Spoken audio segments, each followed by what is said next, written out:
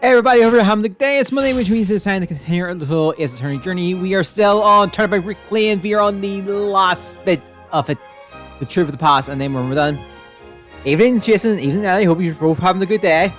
We're going to get into it, and then once we're done with this, we'll be back to the main story with Turnabout Academy. But let's get into Cross the Salmon in the Norca. Well, these are really going down on. July 22nd, 11:21 a.m. District Court. Defendant lobby. Yeah, interesting. Like I said, we'll see how my schedule works in terms of things like that. Defendant lobby number 3. Leave it to you. Think of something like calling Aura, Mr. Wright. Well, she's the only one who knows all the answers after all.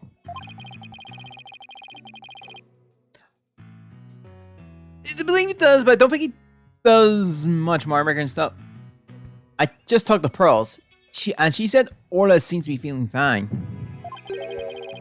Although, if Inferno wants to correct me on that one, he can't. They can't. Now I have to try to figure out how Mr. Ryan's manipulated Orla. If we put Mr. Ryan's and Orla together, maybe we can get some kind of clue. I can't forget about how strange, but that strange set of prints of rhymes either. I really appreciate you trying to say both Orla and me. I had no idea Marilyn hit Orla like that. I felt like I've been shocked by a torpedo ray. Of course he would hit the killer reel that murdered his girlfriend right in front of him. Oh, Mr. Plume! You've been watching the trial? Oh yes, I came to make a declaration of war. A declaration of war? No matter what results of today's trial, I will report the truth in my new book. Even if that truth goes against what I wrote in The Killer Will. I don't know what the truth is. Not even about what happened a year ago. Dr. Crab! Asura died right in front of my eyes. In the middle of a pirate show. He suddenly fell on the orca's back and began to thrash around in pain. The orca was singing a song, and it started headbutting Asura over and over.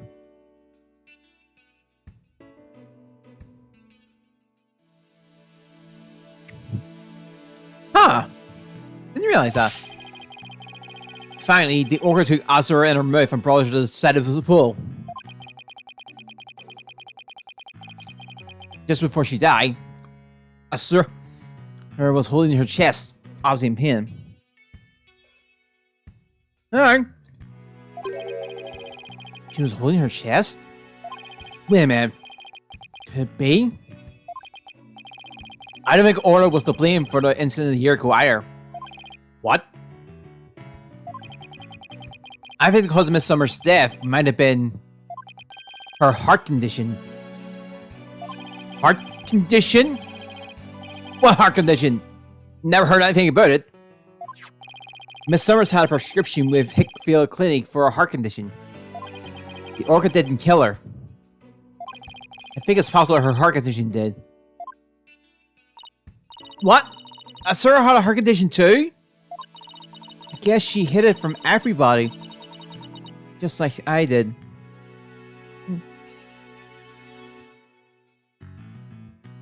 Oh.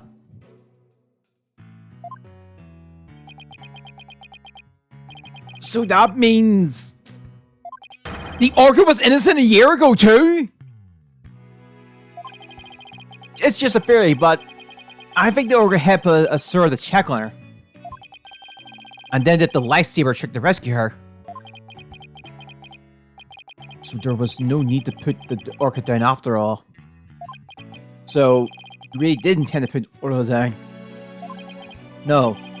Jack and I were against such a thing from the start. But you said you were going to euthanize the orca! Yeah. I've been wondering about that. Dr. Hobb, I put this capsule. It's not poison. But a sleeping stroke, right? That's right. Even if Aura attacks someone, or even the Center for Dangerous Animals control the man she be put down, I never had any intention of killing her. I was using sleeping pills to make it look like she was dead, and then set her free. Oh. That's why I purchased so many sleeping capsules. Oh, that's why! I never considered the possibility that that poor woman's death was illness. She seems pretty disturbed, to be wrong. I simply want to know the truth. That is why I will tell you who my client is. The day I witnessed the owner's death, I was there at the request of the animal keeper. Mom Rams? That's right. That day, my client called me to ask me to investigate the orca pool. He must have wanted you to witness what Orca was going to do. Why did you decide to tell us this? My desire to protect my client was standing in the way of the truth. I couldn't know that. I will be watching to see how this all unfolds. Good luck to you, Blue and Yellow Duo. We have names! Well, that was quite a bombshell she just dropped. And so casually too. That woman really is a free spirit. Do you remember what you said yesterday, Mr. Lawyer?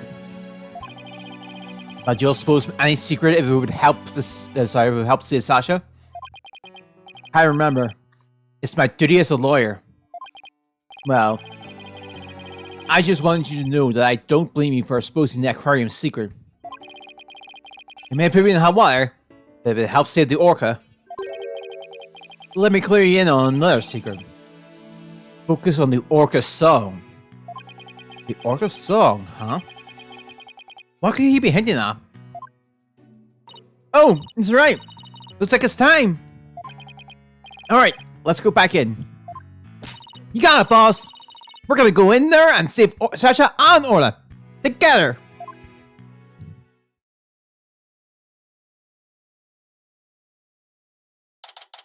July 22nd, 11:30 a.m. District Court. Courtroom number 3? 4. Damn, one off. The court will now reconvene. Is the witness, Orla Shippy, commonly known as Orla, ready? Well, the orca is present. I highly doubt she understands what's going on. Ho ho! Just as adorable as yesterday! I distinctly remember you being afraid of her on several occasions. Now then, Mr. Wright! How do you propose to cross-examine the witness? I intend to have the young lady there with Orla helping. Hello, everyone! A young lady! Didn't I meet her once before? A long time ago? Yes, that's Pearl Fay, my old friend. Oh well, didn't she grow up to be a lovely young lady? Oh! I have no interest in this chit-chat. On with the cross-examination. Mr. Wright, is this all your fault? Why are you dwelling? Why is this my fault? The court will now hear the testimony of Orla Shipley. Look, I don't even think I need to do the dialogue here. We'll just let the testimony speak for itself. I Orla was never dead.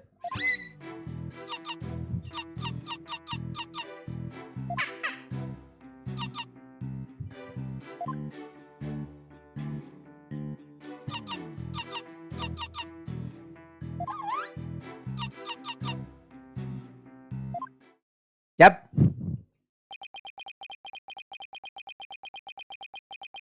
Then he explain that one. Mr. Run? Yes, Your Honor? You seriously intend to cross-examine this orca? Well, she is a key witness for the defense after all, sir. Every time you come to my courtroom, you open my eyes to a new way of thinking. It appears this would be another one of those times. Yes, he's giving me the go-ahead. I now like to put the witness and Mr. Rhymes together to see how he manipulated the orca. Hopefully, Orla will have some kind of reaction. Try by me, but not what happened, I tell ye.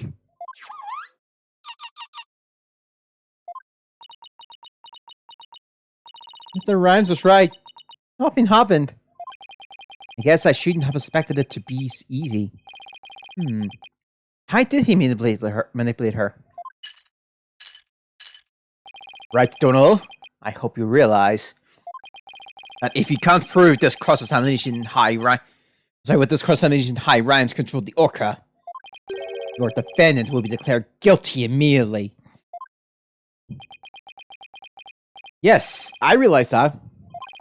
This is my last chance.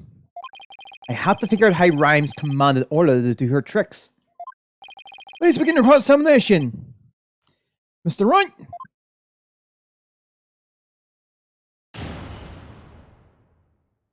This isn't the weirdest thing I've did. It is up there though.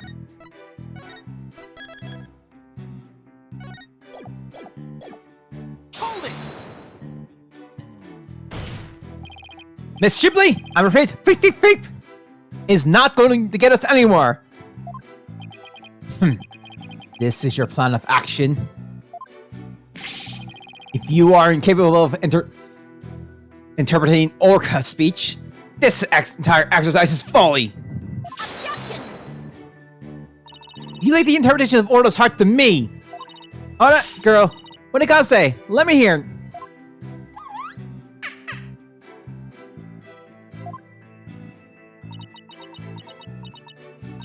Oh, Orla, you're so cute! Right, Dono. Surely you don't intend to continue this farce. I do. Miss Shipley, please continue with your testimony.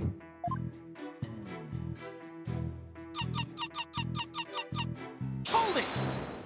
Yeah, I think this is one of the few times where I don't have to say anything within this cross-examination and it just works. She's trying. Could you interpret that for the court, Miss Sykes?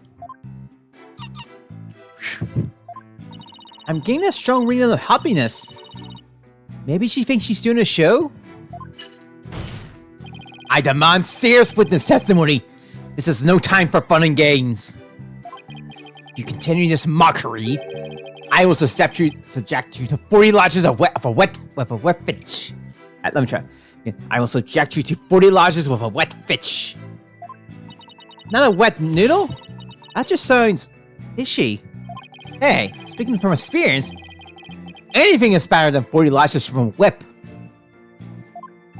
The defendant will please caution its witness to conduct herself with propriety. Hold it! Instead of impersonating one orca band, could you show us the lightsaber trick? I guess Orla won't do what you want unless you give her the proper signal. Oh! Doesn't Orla sing beautifully? Taka's singing voice is much more melodic and clear. Yeah. Now I want you to quit their day job. Please continue your testimony, Miss Shipley.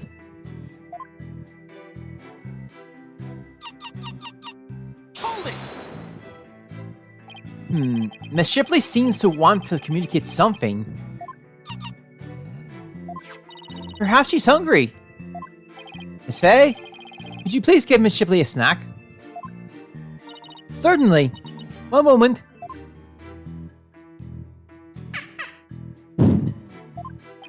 What a heartwarming scene! It reminds me of my granddaughter with her pet. Wow, your granddaughter must have a pretty large pet. Stop all this pet prating and get on with the cross-examination. She's such an adorable creature. I never get tired of looking at her. Silence.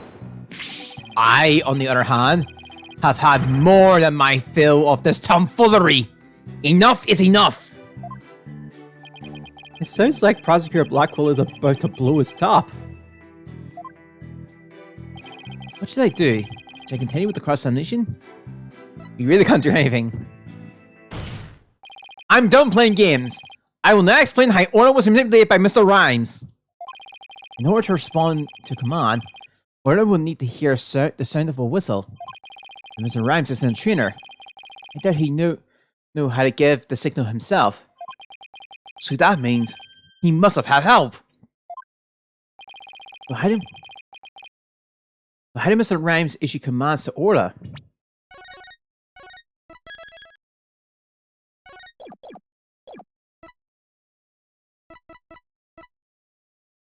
No. Take that! Let's do it.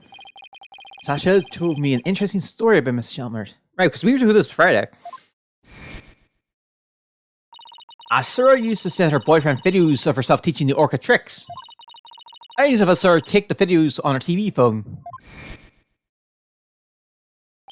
Most likely, Mr. Rhymes still has these videos of Miss Summers. Miss Faye, can I ask for your help? Of course, Mr. Nick. What is it? You're using Mr. Rhymes' TV phone, correct? I'd like you to examine it for me. Please look for videos of Sir Summers issuing wishful commands to Orla. Videos.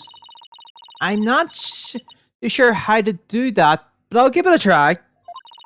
My apologies to Maron. Right, Dodo. What are you up to? You'll see in a moment. Boss can find those videos for me. Mr. Nick, I found them. I found some videos like you described. You did? Thank you, Miss Faye. Just as I suspected. How did Mara Rhymes get Orla to do these tricks? I will now show you.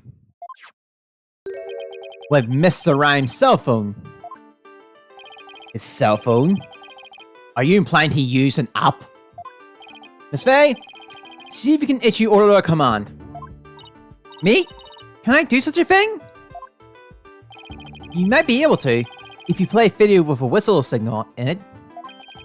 If there's a video of if there is a video of the lightsaber trick, please play that. Before you do though, please put the practice dummy in the pool. The practice dummy? Alright. In it goes! There, it sank to the bottom. Now I'll play a video.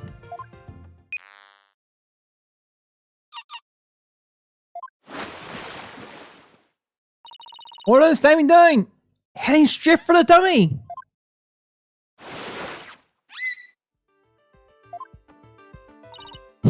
What a smart girl you are, Orla! The lightsaber trick was a complete success, Mr. Nick! Thank you, Miss Faye. You were a big help. Now I have proof. Unbelievable. You actually pulled it off. That was the lightsaber trick we saw yesterday. Is Miss Faye an orca trainer now? No, Your Honor. I'll explain after we try one more trick. Now let's see if we can command Orla to do the singing trick. Miss Faye, if there's a video of the singing trick, please try to play that. Certainly. Let's see. Is this the video?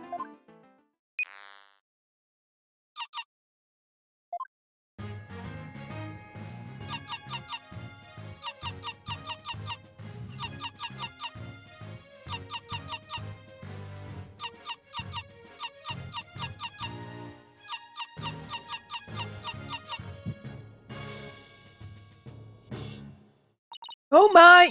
Isn't she wonderful? That was the Spectacular Spectacle song. Spectacular. Oh, what a lovely singing voice. It wasn't bad. By the way, how did Miss Faye give the orchid those commands? Mal Rhymes had something on his phone that his girlfriend, Sir Summer, sent him. There are videos of Miss Summers issuing commands to Orla with a whistle. If they have Orla listen to the sound of the signals, anyone at all could command Orla. Oh my! Anyone at all? Yes, I believe so, Your Honor. All they would have to do is play those videos. Is it right? They submit those videos as evidence. I'm getting the sneaking suspicion the judge just wants to try it out for himself. Miss Faye, did you send those videos to the TV phone here? Alright, certainly. Got him! Alright, I'll try playing one.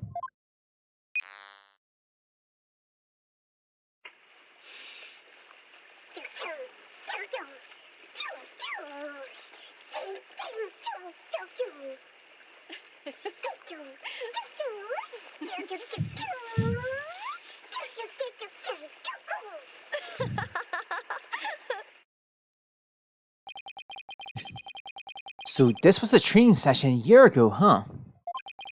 But wait a minute. There's something about that song that bothers me. If you can update it. In summers can be viewed 2 pages. If the organ can be commanded using phone video on cell phone, then that means that more rhymes could have manipulated the creature. Arrgh. Mr. Rhymes, you can't talk away at 9. Silence.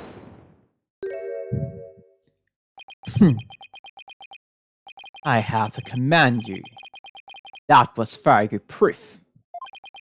I can see my rhymes could have manipulated the orca. But isn't it true that the defendant could have done it as well? All she would have to do is use the whistle. The whistle she knows how to use so well. And she wouldn't have to use those videos. Surely you admit it's a possibility. She could have easily had Norma the Plume witness the singing and the lightsaber trick. So he's trying to argue it was equally possible for Sasha as was her rhymes, is he? Is that true? Let me think about it for a minute. That's right, those weren't just simple cries, it was singing. As I approached the pool, the killer whale suddenly started singing. It kept headbutting while it sang the Salzbucker Spectacle Show. Spectacular Show, sorry. I'm getting that wrong for a while, haven't I? The culprit made sure Mr. Plume heard the song and saw the lightsaber trick. Did Sasha have shown these tricks to the witness? Oh. No, I don't think Miss Buckler could have created the same conditions as the culprit. You challenged me to a battle? I hope your sword is sharpened. Let's see those sword skills of yours. Don't you worry, my sword is strong and ready. My sword is evidence that 2 tricks couldn't have possibly been doing it at the same time. Take that! It was Mr. Plume said in her testimony that she witnessed these 2 tricks at the same time. However, the fact is inconsistent with how Orla performs tricks. How Orla performs tricks? What are you talking about? Orla can't perform 2 tricks at once. She performs only 1 trick per whistle signal. That's how she's been trained. In other words, it would be like with a dog. If you tell him to both sit and shake, he won't do them at the same time. Am I understanding it correctly? Yes, that's the idea, Your Honor. I wonder if the judge has a dog.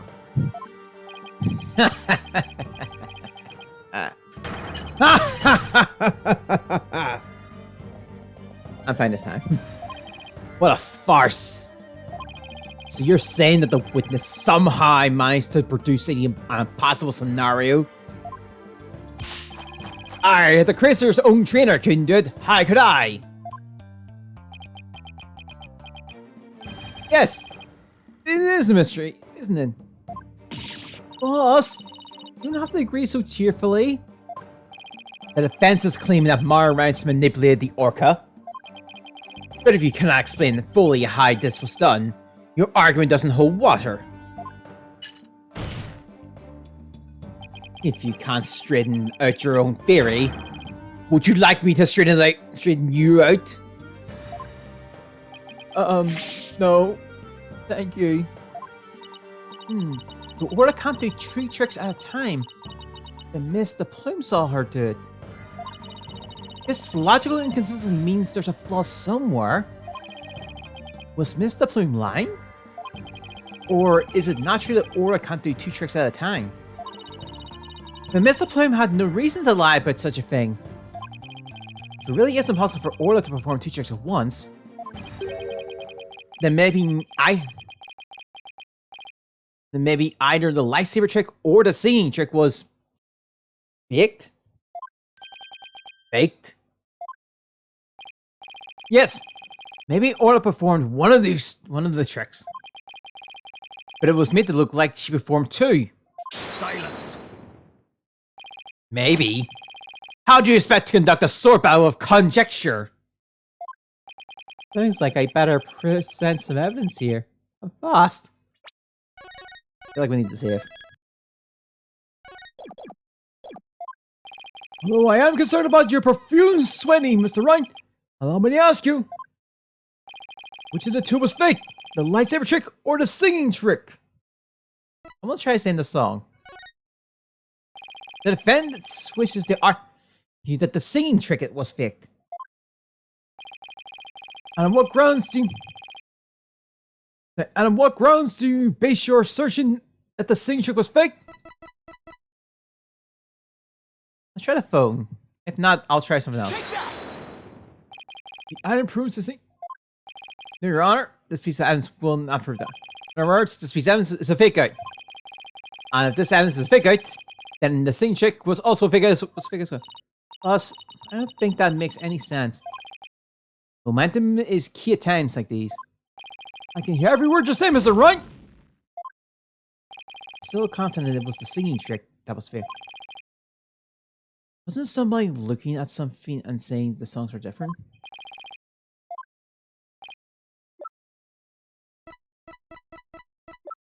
Oh, let's try to spectacle. Okay, we'll get the point back.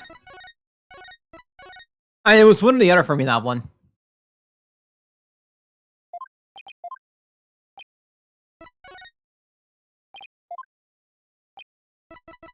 Take that. Okay. This is the recording of the recent Soul Splicker spectacle. Sorry, spectacular. Sorry, I keep reaching it for some reason. In this recording, Orla sings the same song she sang for Miss Faye earlier. But Mr. Plume said that this song is different from the one that was sung a year ago. The song is different? Please listen to the song in the video from a year ago, sent to the cell phone.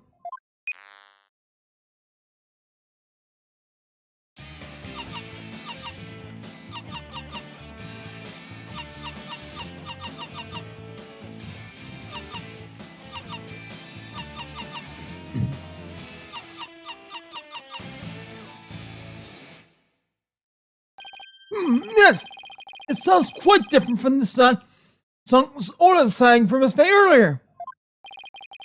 And yet, this is the same video Miss Faye used to issue the command to Orla to sing. By having Mr. Plume listen to the song recording in the cell phone video, the true culprit made Mr. Plume think Orla was singing the song from a year ago. Only Martin Rhymes, the owner of the cell phone video, could have done this. Silence. But Mr. Plume said she heard the orca singing right in front of her. How do you claim he made her think that? How was the song recording played? I intend to explain that too, of course. What? The answer lies somewhere in the Orca Pool Visitor Corridor. Visitor's Corridor, sorry. Mr. Martin Rhymes played the song recording by using this. Take that.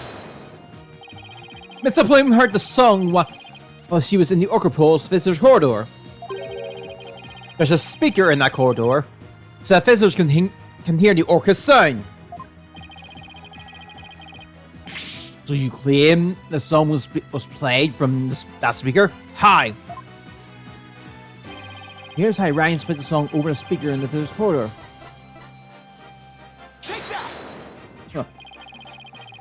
This transcript broadcasts the song in the video of the speaker to the speaker by using a walkie-talkie. And he get ordered to do the trick by lighting her hair Miss Summer's whistle signal too. He put the singing through the speaker. I'm in order to do the lightsaber trick. All this was the doing of the trick corporate. Modern rhymes. Ah! That's what you did, isn't it, Mr. Rhymes?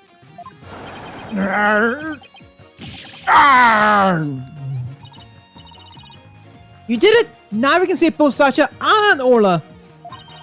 Just leave it to Captain Wright's sauce-bucking lawyer to win any case. Yeah. I don't remember agreeing to that name. So it actually was possible for Mr. Ryan to manipulate the Orca. I'm stunned! See, we need to hear more from this witness. Mr. Rhymes, the time's come for you to tell the court the truth. Hold it.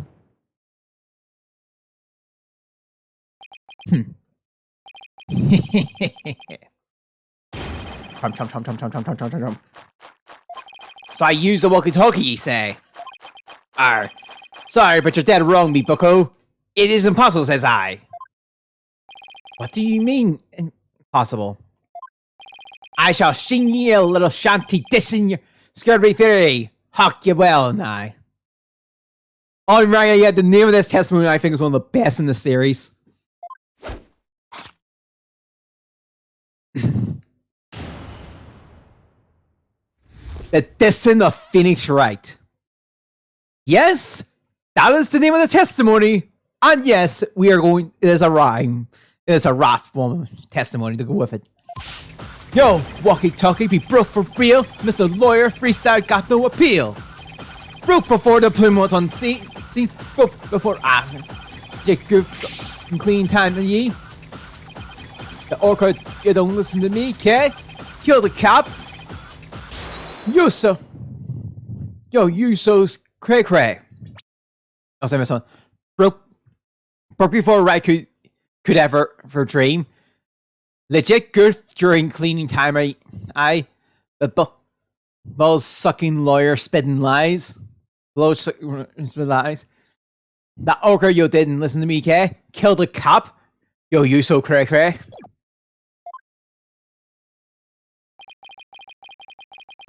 Here we go again with the flip-flop music. Broken. All the flimsy excuses. Lynch sucking. What's uncalled for? You probably broke it on purpose after the fact.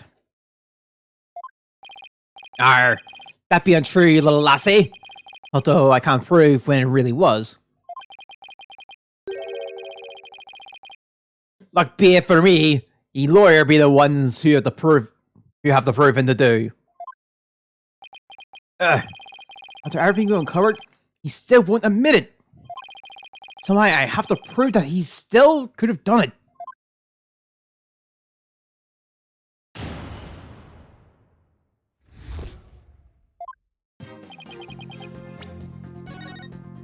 But the worst thing is it's called the final cross-examination. Why not just call it the Dissing of Phoenix Wright? Hold it! So it is! This! Mr. Rhymes, are you sure it was your walkie-talkie that was broken?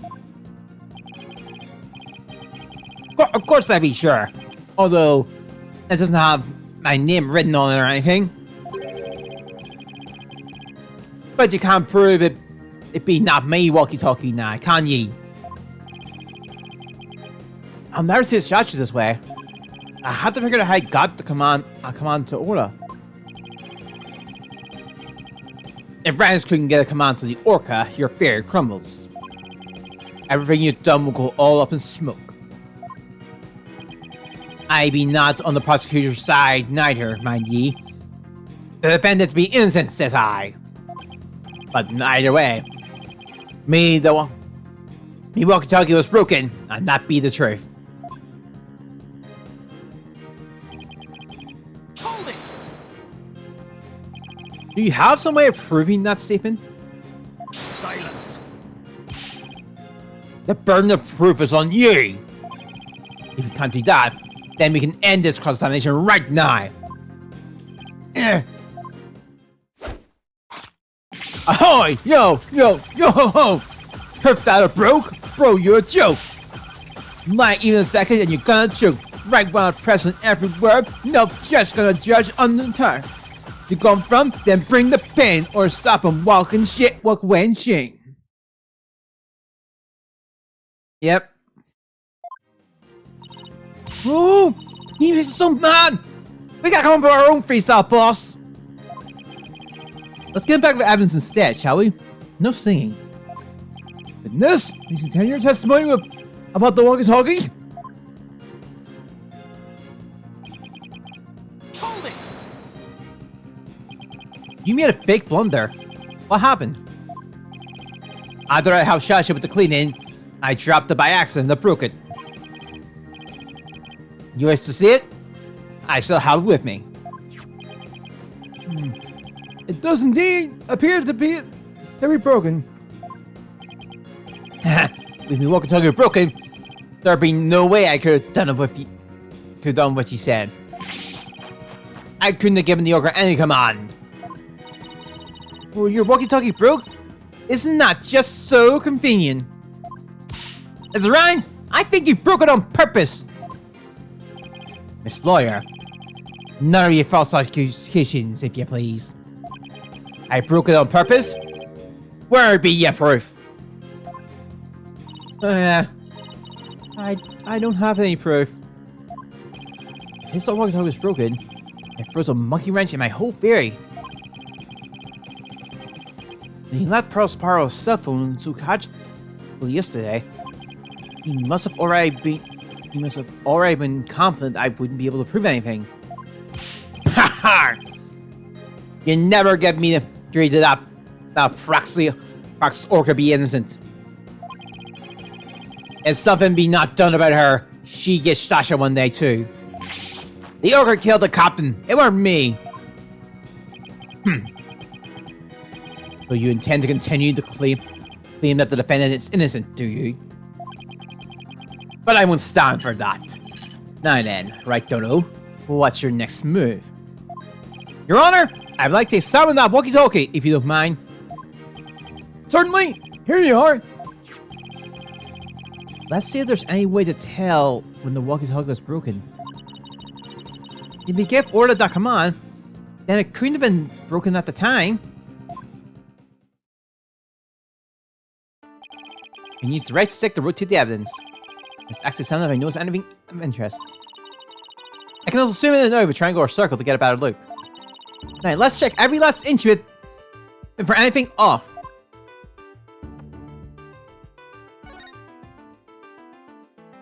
Huh? Look at these! They look like tooth marks! Hey, you're right! A bite this big, I wonder if it was Orla. Wait, a walkie-talkie with tooth marks? Didn't we hear a story like that just yesterday? It was the walkie-talkie Asura used right up until her death. In the middle of the show, the orca brought Asura up to the surface in her mouth. She left tooth marks on Asura's walkie-talkie. The captain said he always kept that walkie-talkie with him so he never forget. Rhyme said this walkie-talkie was his. But could it be? Not about it, don't you, Gary? Time to give it up, Mr. Lawyer. Forget the orca. Just say Sasha says I. I can't do that. Now that I'm finally a lawyer again. How can I hold my head up if I made my client so miserable? The stutter one you be. Hold it! There could have been some other way besides the walkie-talkie to issue the command. Silence! Yes, the orca could have received a signal from the defendant's whistle. Is this the point you're trying to concede? Objection! No, that's not what I'm saying. Some other way, besides the whistle. Roddenmoyer, Black Eye Samurai. Time for a freestyle drive-by. Such as legit, tell the truth, or kiss guilty. You gotta admit. I think I can stop now. I tell ye, it be all the orchestra. You don't belly up all this blight. I shall dish ye with some rap. I believe before I've been doing that. We tried pressing it, but it didn't change anything. Oh? I don't know about that. His statement might not change, but the meaning of one of them has. Really? You caught something? And that one statement just might be the breakthrough we need.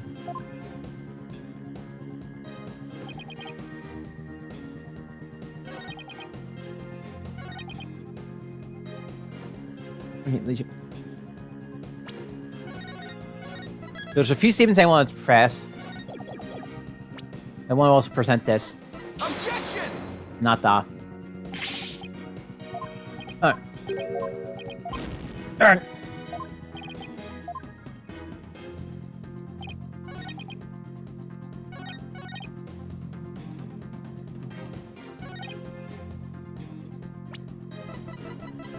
Objection! Nope.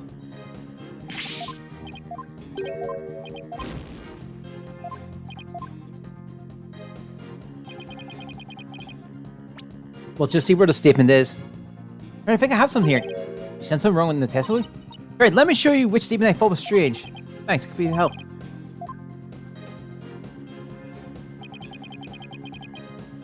Okay, so what's that? What was the first statement?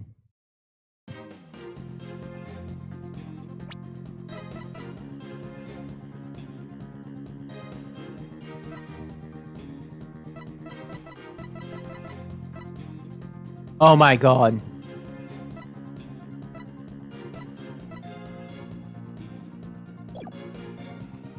Objection! Nope.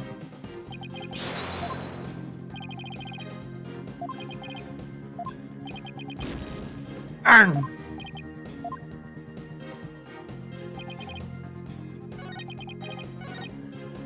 Oh crap. Objection! I had the wrong. So I had the right idea. I had the wrong statement there. Objection! Alright. The walkie-talkie that the witness brought with him to court today may have been stolen from the victim, Mr. Jack Shipley. Our aquarium may look like a band of pirates, but thievery? According to the defendant's statement, Miss Shipley talked to her on his walkie-talkie before his death. However, no walkie-talkie was found near the victim's body. And he thinks the police just didn't look hard enough. Besides, the captain's walkie-talkie wasn't broken. But that's not right. So his walkie-talkie has not to do with mine. I'm not so sure that's true. The victim fell to his death. It's quite possible his walkie-talkie broke in the fall. You stole the walkie-talkie after the victim's death, didn't you, Mr. Rhymes? Silence! I will not allow such leading questions, right, Dono? If you claim the walkie-talkie belonged to the victim, show me your evidence. It's safe now.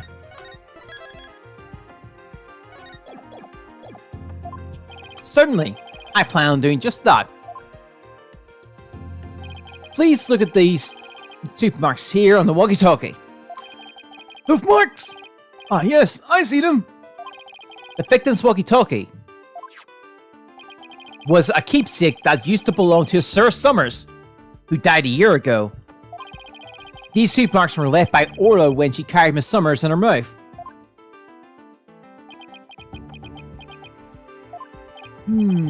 If this is Mr. Shipley's walkie-talkie, then Mr. Rhymes' walkie-talkie is still unaccounted for. Which means he could have used it to command the Orca after all. And that's not all, Your Honor. The only one who could have taken the victim's walkie-talkie is the culprit himself. Arrgh. The fact that Mar Rhymes had the victim's walkie-talkie is proof that he murdered Jack Shipley.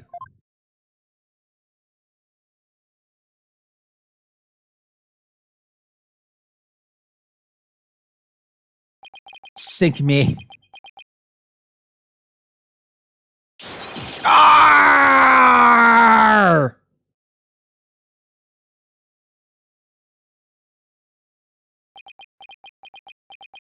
Not so fast, Mr. Lawyer. What? He still won't admit it? This walkie-talkie be mine, says I. Then how do you explain the tooth marks on it? I had so many run-ins with that orca myself, She beat me more than once. And me walkie-talkie too. Evidence of our fight are carved here into my body. My goodness! I can clearly see the tooth mark scars in your skin. What? Are those really scars from being bitten by Orla? Never mind. Ahoy! Yo! Yo! You want answers? I got some, mate. These scars from Orla? That's right. Them girl compared to a nasty fight. The orca bit me and left me scarred. Had a rep to protect, so I went. So I win, just being frank, and Orla, heh. You get the plank. Went a hard time. I can't let him run this show. I have to find a way to prove the walkie-talkie belonged to the victim. And you can forget about fingerprints. I always keep my walkie-talkie clean and polished. This man had everything worked out before he even took the stand. But I won't give up. There has to be a way. That's alright. I found something interesting. The tooth marks on the walkie-talkie. Notice anything funny about them? Funny? Funny how? Something is different about them compared to the other tooth marks we've seen. The only ones I remember are the ones from on the practice dummy. It's just a tiny difference. It might not mean anything. Right now, we need to consider every possibility we can, no matter how small.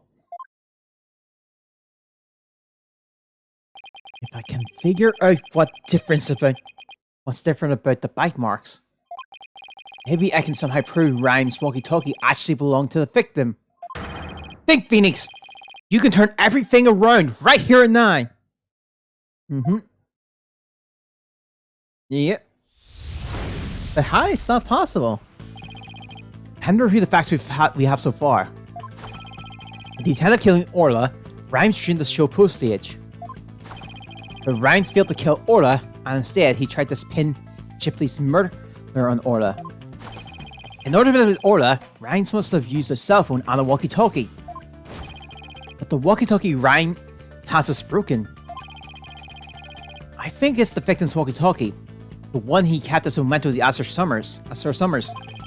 I have to find a way to prove that it is indeed the victim's walkie-talkie. Which piece of evidence left on the walkie-talkie could prove that it belongs to the victim? The orca's tooth marks. Tooth marks on the walkie-talkie. We have two pieces of evidence with tooth marks: the walkie-talkie and the dummy. What's striking about these two pieces of evidence? The tooth marks are different. Two different bite mark patterns. While I look closely, I can see two different mark patterns. Two variations, huh? Wasn't there a trick that Orla had two different variations as well? Light. Wait. I don't think that's right. Oh, sorry. Sorry, at this point, we kind of wish the Orla new trick to succeed. But no, fine. Time to get back to work. Might as well do it once. Two different songs. A year ago, the orca's song and teeth marks were different from what they are now. What could be the cause of these two inconsistencies?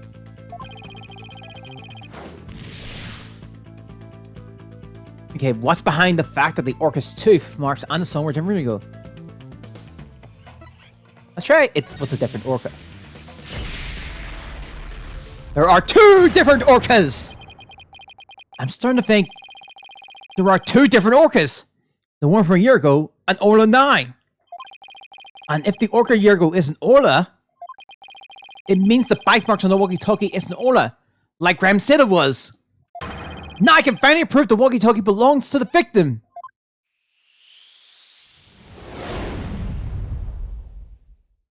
So right, you appear to be lost in thought there. Is everything alright? I just realized something. Astonishingly, Your Honor. Your face is what's astonishing, right, Dodo? Your rudeness is what's astonishing, Prosecutor Blackwell. And what is this astonishing thing you have realized? Until just now, I thought the orca at Ship Aquarium a year ago and Aura were the same orca. However, 2 inconsistencies led me to a new fact. And that fact is that there might be 2 Orla Shipleys. What? 2 different orcas? But that's impossible. Order! Order in the court! Explain yourself. What is the basis for this preposterous claim? The Orca Show song a year ago and the one now are different. I believe it's because the Orca a year ago was a different Orca. 2 different Orcas, 2 different songs! Explains the show song's contradiction. What be this bleach water talk? I don't understand. I'm talking about the truth. Truth that will finally catch you out of your lies. You claim that the tooth marks on the walkie-talkie were Orla's, but that's not true. The 2 different bite mark patterns on the walkie-talkies and on the dummy proves this. What? 2 different patterns, you say? Silence. Whilst I will concede there is a possibility that there are 2 different orcas assist, bite mark patterns alone aren't proof enough. I want more conclusive evidence. Alright, I will show you conclusive evidence then. Double objection? So he wants to see evidence other than bite mark patterns, does he? The Orca a year ago and Orla have different songs and different teeth. Would I have 2 videos on hand that could be used to compare those differences? I would nice about 2 videos which means the different songs and teeth can be compared. Take that. This one, and here's the other. Take that. Please compare these videos, one from a year ago and one recent. As discussed, the 2 orcas are singing 2 different songs. Please also pay attention to the appearance of the 2 orcas' teeth. How exactly do you claim their teeth are different? Let's look for the shots in the 2 videos where the orcas' teeth are shown. This is Orla in the recent video of the Suspect Spectacular Pirate Show. I can see she has all of her teeth. What a healthy smile she has. I'm a bit envious. Now let's take a look at the TV phone video from a year ago. Just as I thought, their teeth are different. Oh, I believe this smile looks a little different from the one we saw a moment ago. I can see the orca from a year ago has that one tooth that's broken off. If the teeth are different, then... Yes, if the teeth are different, they of course lead different bite mark patterns. On the practice dummy, you can see Orla's uniform pattern with all teeth intact. And on the walkie-talkie, you can see one tooth is missing from the pattern. Oh, I see it! Just like the smell of the in last year's video. tooth mark on the walkie-talkie were not made by the orca we know as Orla. They were made a year ago by a different orca. 2 different orcas? I can't believe it! The statement that the tooth marks on the walkie-talkies were from Orla was a lie. The truth is, this walkie-talkie was stolen from the victim, Jack Shipley. And the only person who could have stolen it is the true culprit, Man Rhymes.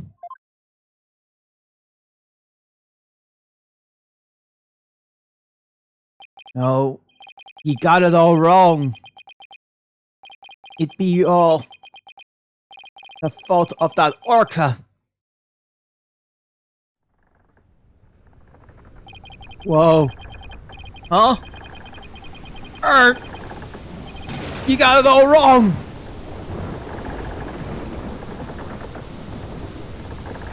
Blimey. It be the orca's fault. This can't be! Arrgh!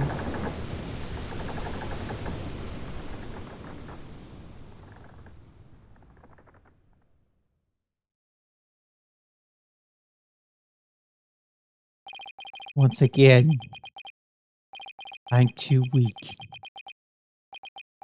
to help anybody.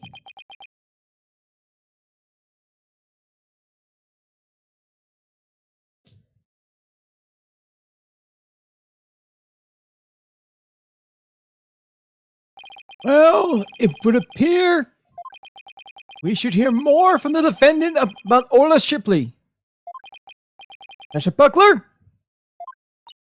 Yes, Captain Judge?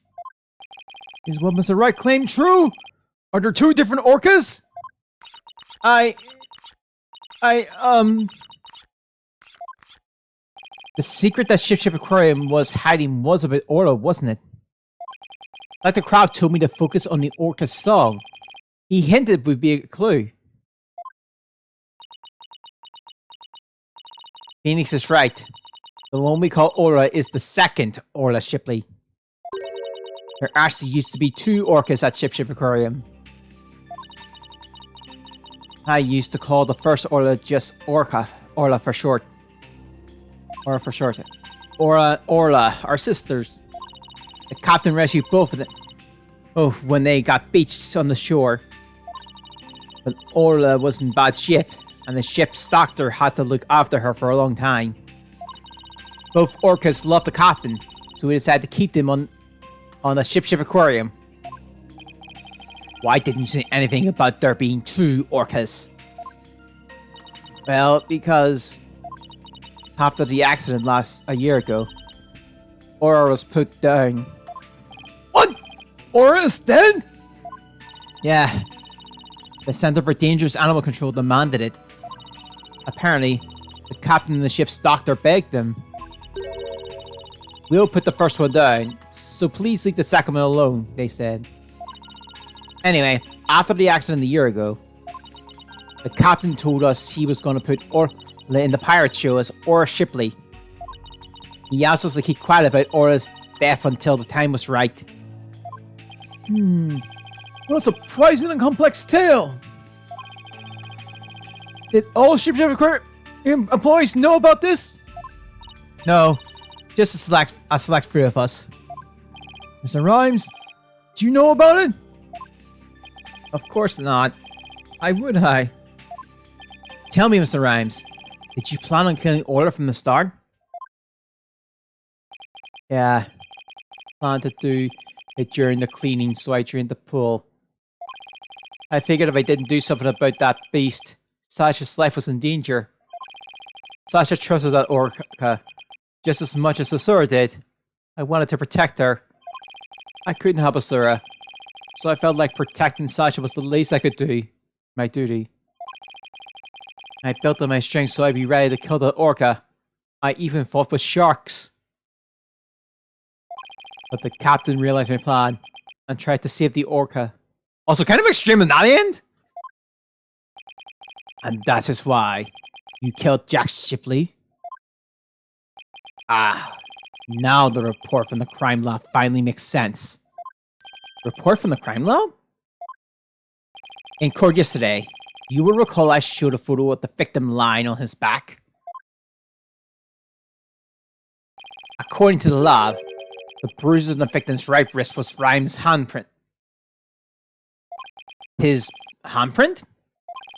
I didn't know how it fit in with the kiss until I heard Rhymes' story just now. But now we can imagine the reason for it being there. Rhymes must have made the handprint when he fought with the victim over the orca. A handprint made during a struggle? I don't care what happens to me anymore. I deserve the death penalty. I'm the one that killed the captain. Please give Sasha her not guilty verdict. You accept your defeat well, I see. Let me be your guide. To hell! Get on with the verdict, your baldness. It seems this unprecedented trial that began with an orca as a defendant has finally come to a close. Sasha's safe. Orlo's gonna be so happy. Sasha's not guilty verdict is coming. Why do I still have this strange nagging feeling? Rhymes' handprint on the victim's right wrist. Was it really the result of a deadly struggle over the orca? I can't shake the feeling. That handprint has some other hidden meaning. Is this trial going to end with revealing the whole truth?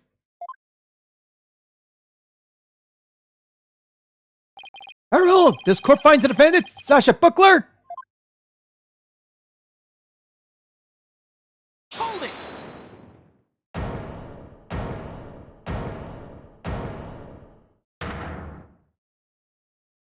Your Honor, please hold off on that verdict. Mr. Wright, what is the meaning of this? I would like to further explore this new evidence the prosecution just submitted. But what complaint would you have? You're about to get your not guilty verdict.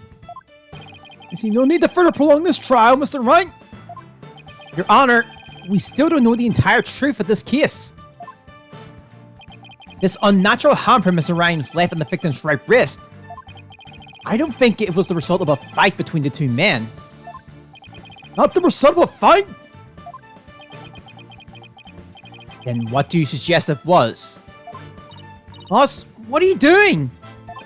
Do you remember that evidence we found at the show stage? Evidence? What evidence? That mysterious mark might be the key to understanding the whole case. Your Honor, the defense would like to submit evidence that will expose the truth to this case. A mysterious piece of evidence that with Mr. Ryan's unnatural handprint. Take that! There's one evidence we haven't checked yet. Mr. Ryan slept behind a very unusual set of fingerprints at the show stage. And what were they unusual? They were right hand prints on the left side of the ladder. If one were to grasp the ladder in the same way as the print, it would look like this. It looks like the ladder is being grasped from above. Exactly, Your Honor. And the handprint on the victim's right wrist shows it was held with a powerful grip. Mara Ryan's grasped associates ladder in an unnatural pose. If he was gripping the victim's wrist with his position, gripping the victim's wrist, that he must have been. It means Mr. Ryan was actually. That's right. If we couple the unnatural handprints with the mysterious fingerprints,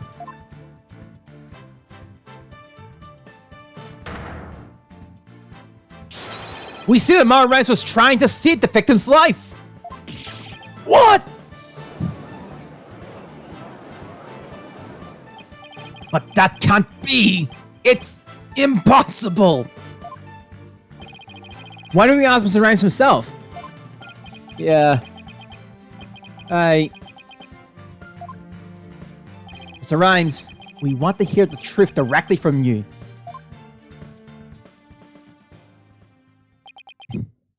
I gotta hand it to you, Mr. Lawyer. You got skills. Why? Why did you have to figure it out? It doesn't matter what happens to me anymore. I'm ready to die. So is what the defense is claiming true? The captain. He found out I drained the show stage pool. He rushed to the side of the pool, frantic to put some water in for the orca. And then he slipped.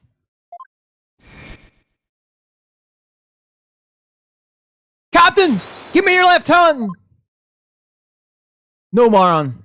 You'll fall too!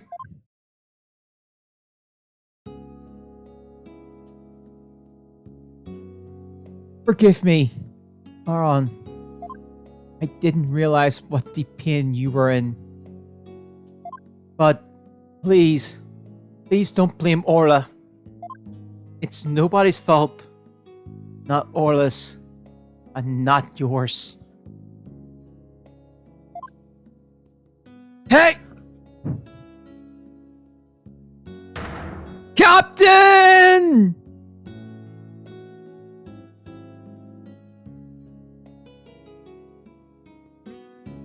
So, Jack Shipley's death was accidental? Why didn't you tell us that you didn't kill the victim? Because I had no right to live anymore. I'm ready to get the death penalty. The captain died because of me. And then, on top of it all, I used his body to frame Orla. I was gonna kill Orla, and she wasn't even to blame. She didn't do anything wrong. The only thing I can do now is pay for it with my life. I can't do anything. I couldn't save the captain. I couldn't defend the Sir's death. Mr. Rhymes, you have the wrong idea about Miss Summer's death. Not even the first Orla Shipley was responsible for her dying. Orla, of her own accord, was trying to save Miss Summer's life. What? What are you talking about? Sir Summer suffers from a heart condition. But she didn't tell anyone. And she performed in the Pirates show anyway. She had a heart attack and died before anyone could save her. I'm sure she didn't think Orla attacked her. There's nothing to avenge. No way. A heart condition? She never said a word about it. Maybe she didn't want you to worry about her. So I wanted to get revenge all this time for nothing.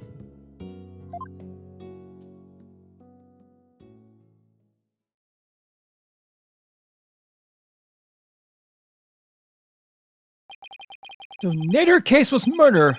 Not a year ago, and not this time either. Your responsibility in this matter is great, but I believe you can be rehabilitated.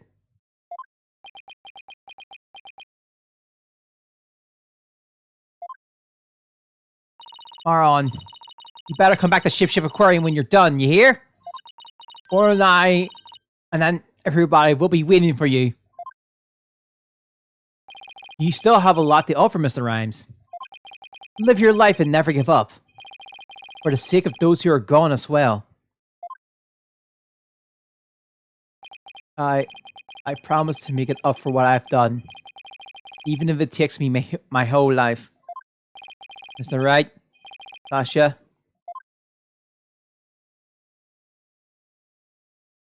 Thank you.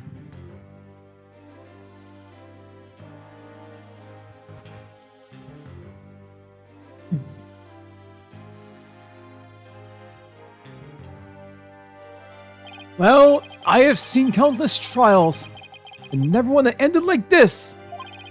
I don't know how, Mr. Wright, but you always seem to manage to turn things around. I think all this excitement has taken a few years off my life. Is that praise? Or this? Now then, does court find the defendant, Sasha Buckler? Not guilty!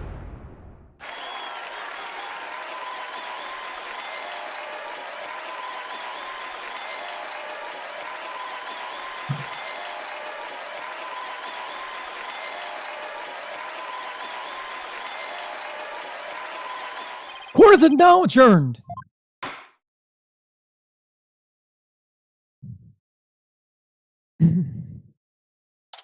July 22nd, 5:11 p.m. Ship Aquarium, Orcus Pool. Orcus Pool, sorry. Congratulations on your win! Thank you for all your help today, Pearls. All I did was have fun with Orla. Just...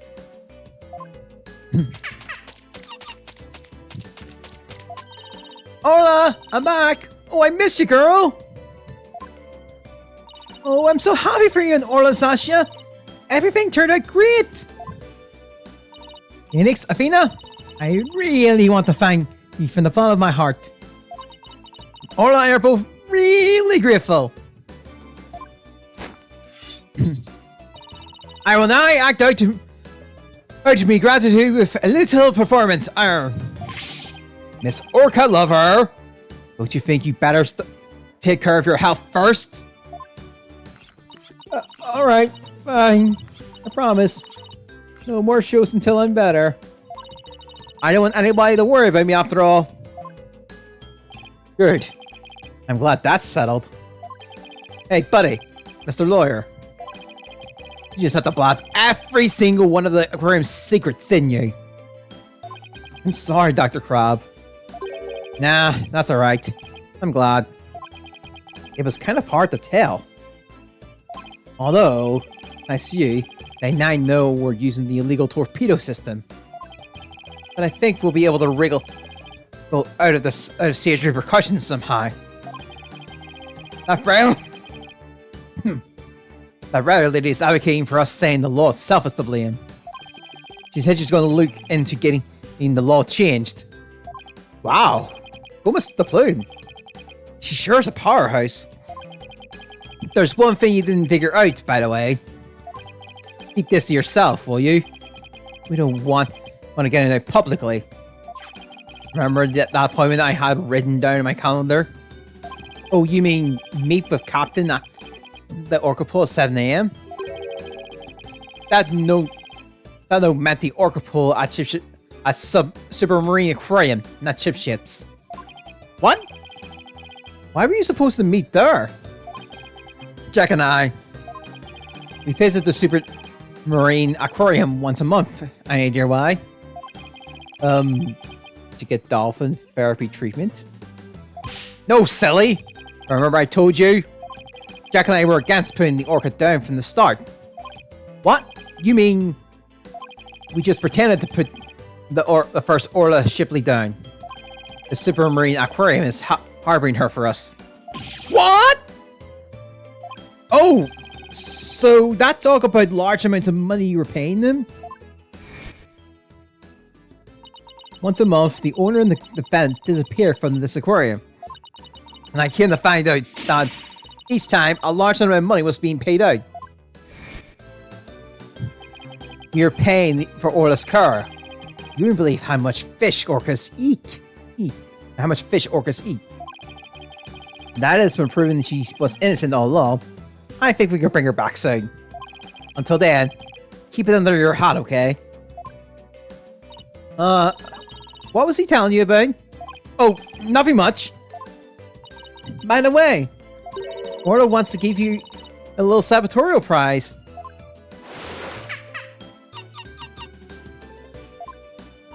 Orla specifically requests that you give it to her Phoenix. Alright, fine. Let's see. What can I give her? We give her fish! Orla, it's come a day late, but congratulations on your verdict.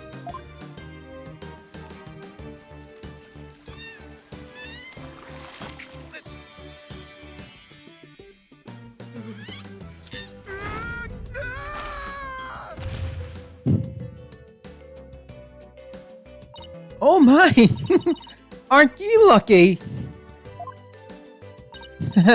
That's Orla's best trick! The thank you kiss trick! Oh, Orla! I want to be next! Yep. And so the curtains fall on my first trial in years. I'm looking forward to the comeback of of Sasha and Orla's ship just are spectacular. After all, I made a comeback of my own as a lawyer. A few months later.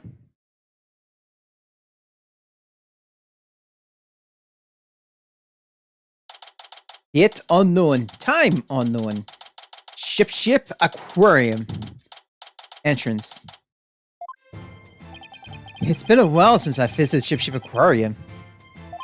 Now that Sasha has recovered from her illness, she's performing today. There's still some time before the show starts. I think I'll wander around a bit. Hi, Phoenix. Hope you enjoyed the show today. The Orca heroes are excited and ready to go. Oh, I'm sure I'll enjoy... Wait a minute. Did you say orcas? As in plural? Yep. Let me show you.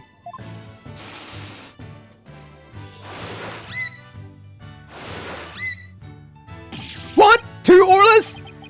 Don't tell me. Yep, you called it right. Aura Shipley the First has returned to the Ship Aquarium.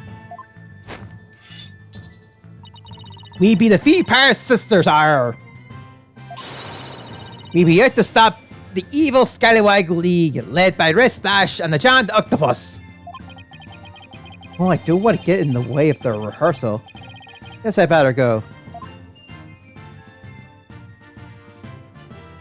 Well, if it isn't Blue Boy, did you come for my book signing? Oh, Mr. Plume, there's a book signing? Yes, my new book is just out.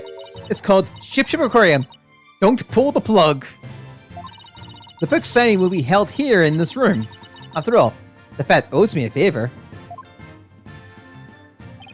Yeah, she got them. You improved the use of the torpedo system. The torpedo. I'm grateful. But why does she keep coming to my lab to bother me every single day? My next work will be entitled Sniper! The Penguin Leaks the Nest.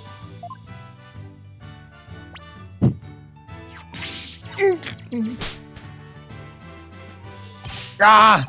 Stop this, Cohoney. Why am I surrounded by carping females? Jeez. Dr. Crab gets all the ladies. I guess I'll leave him to it. Oops, it's almost time for the show.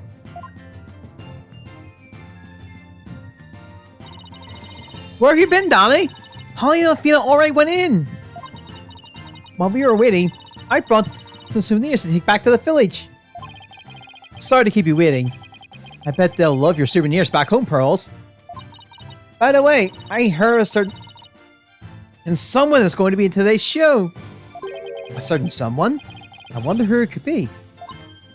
Oh, it's almost time! The show's about to start! Alright, let's get to the show stage then.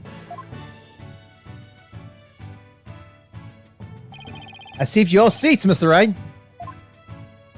Oh, I can't believe I get to see the show again! I'm so happy! I want to dive into the pool! You better not. I think they'll call security. You're welcome in the pool anytime, Athena. The Red Stash is the best swimmer of all. Huh? Who have you got playing Red Stash? The Red Stash role. Sasha, Orla's ready to go. Hey, I know that voice. Yep, you mirrored it. Marlon's back, and he's playing the role of Red Stash. It be the new Saucebucker Spectacular. Hope you enjoy me, buckos.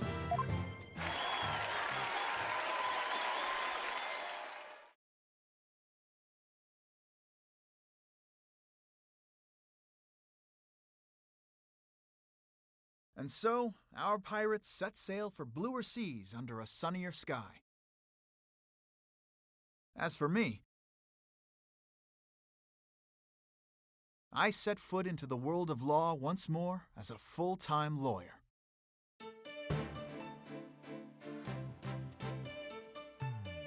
And that will affect the end turned by Reclaim. Now, on the original release, this was actually released after the game came out, so once we had the all sorted on, this came out then. For now, Let's actually begin the actual thing. So we can do Turnabout Academy's first day of investigation. We're gonna hop right into it. Episode 3, Turnabout Academy. So now we're back on proper timelines again. Themis Legal Academy, a prestigious high school with alumni in the highest echelons of the legal world.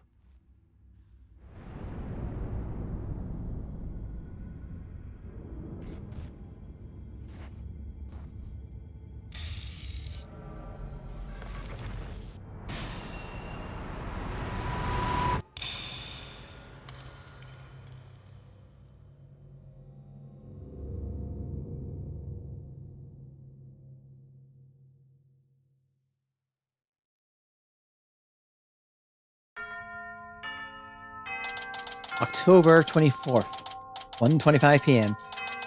Is Legal Academy. Oh no! I'm gonna be late! Sorry.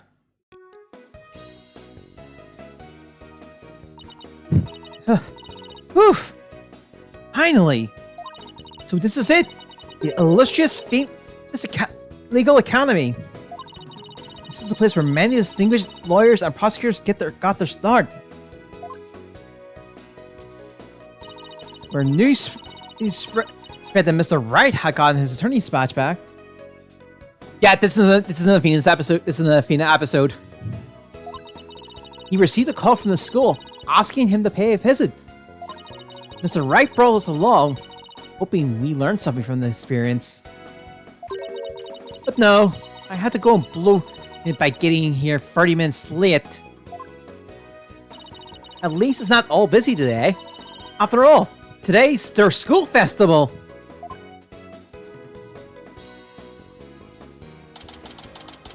October 24th, 1:29 p.m. Davis Legal Academy, first floor hallway. Wow! This place has a school festival written all over it! Literally! But why all the cold stairs? Oh yeah. Because this is an Athena episode. Attorney's badge. My brand new shiny badge. It shows I'm a lawyer. Everything's apologist is 23. A lawyer who's been at the agency since before I joined. He has an amazing ability to spot lies through people's tales. Okay.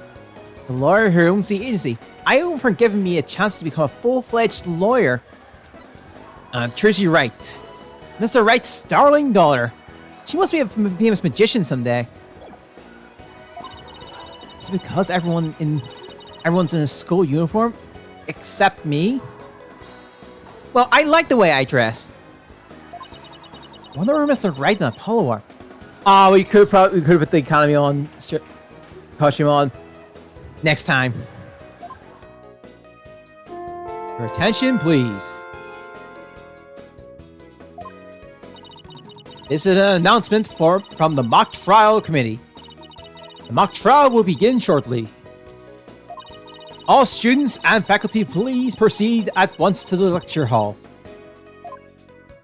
Thank you. Sounds like a mock trial is about to start. But where's this lecture hall? Looks like all the students and faculty are heading that way. Might as well join them. Maybe I'll find Mr. Ryan and Apollo there. Oh, and no friends coming back for this one. For this episode, Thursday. October 24th, 1:33 p.m. Davis Legal Academy, third floor lecture hall.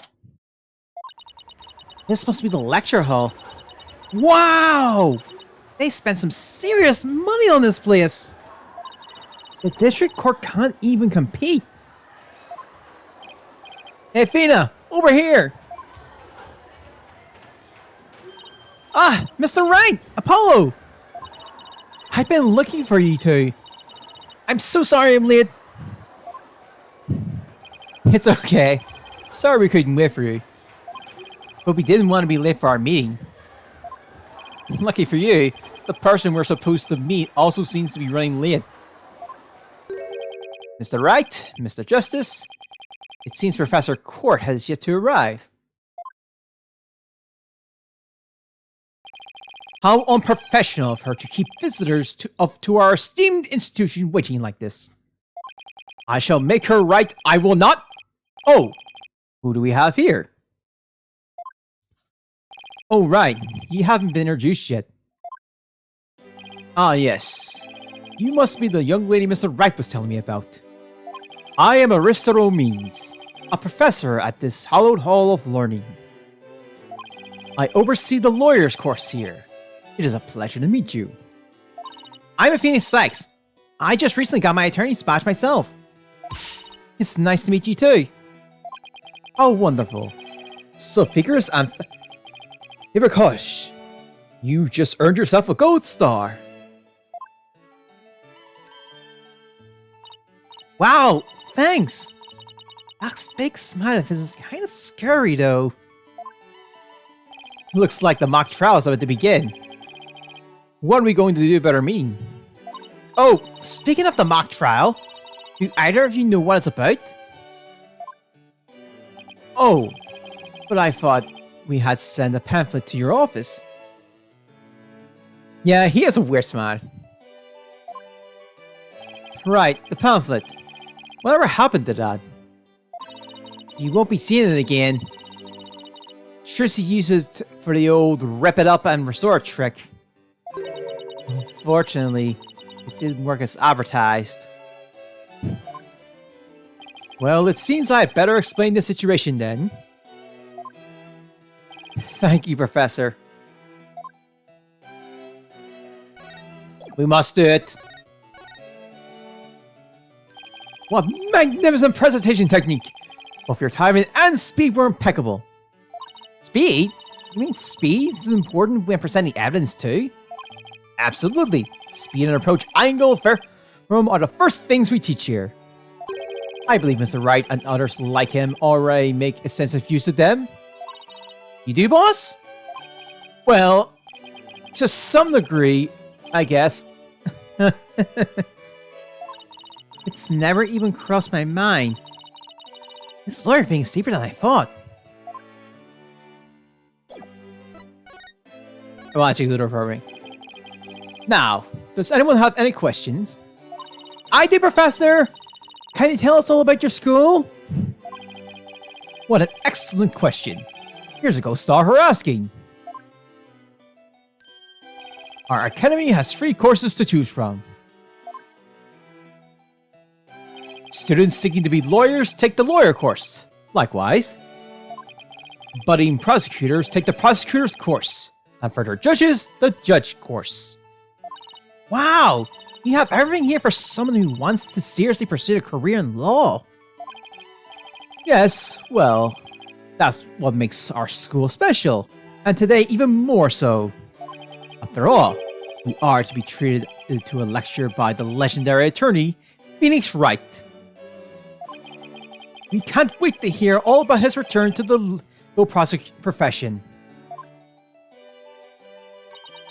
You're giving a lecture, Mr. Wright? But you're not even a professor.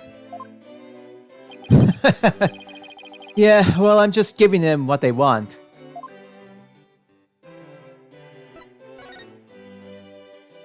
Did you even know you were meant to be giving a lecture here today?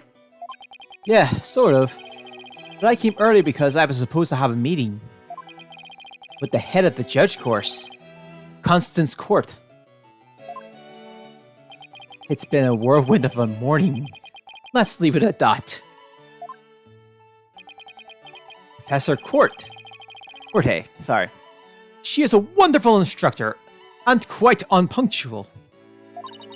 Oh, so that's usually it. From what I've heard, our esteemed Mr. Wright here is scheduled to hold a training seminar tomorrow, in addition to today's lecture. A training seminar? For lawyers? What exactly does that involve? Why, it involves the very skill that makes a lawyer. A lawyer. Thanks. High thoughtful. The arm angle when shouting objection. The proper way to strike the podium. How to project one's voice. And most importantly, how to bluff your way to victory.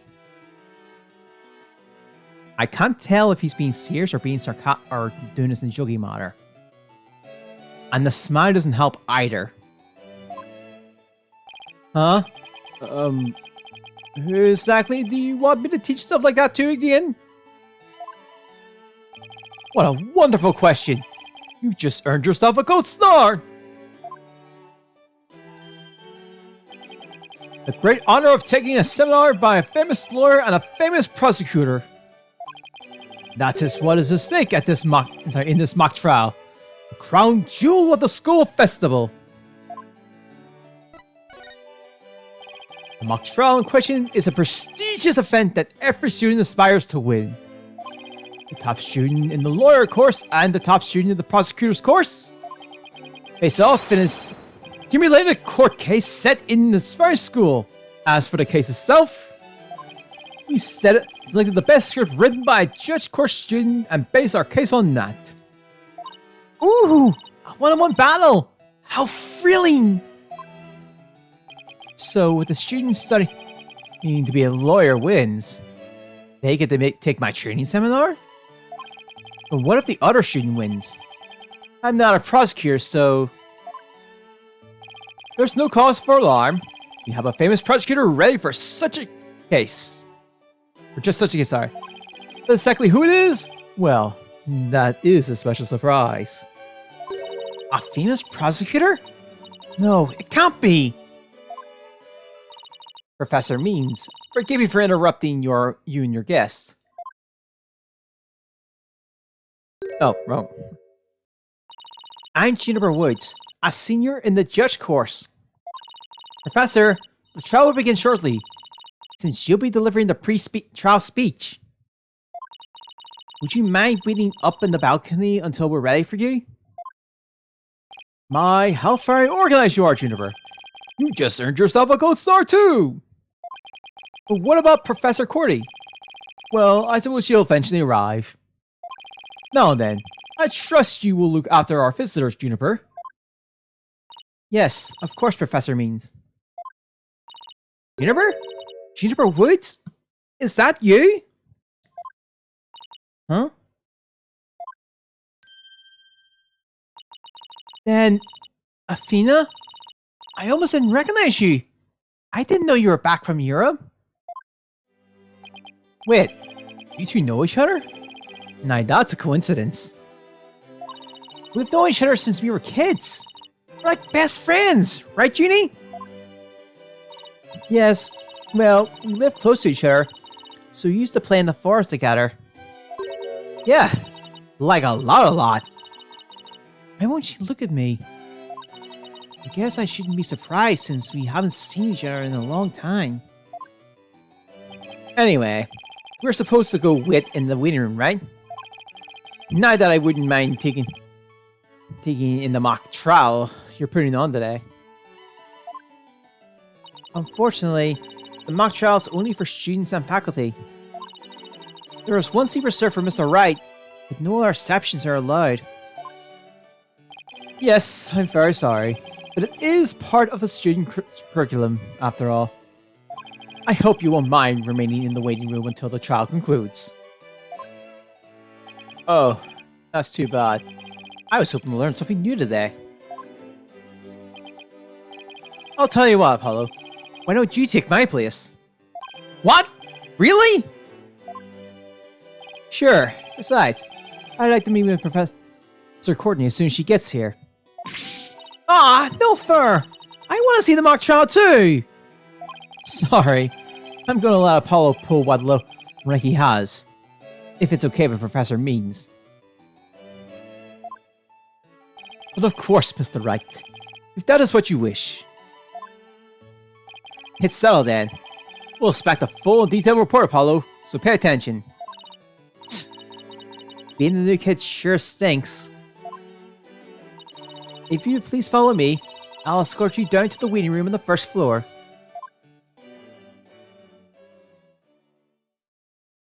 October 24th, 2:15 p.m. Davis Legal Academy, first floor waiting room.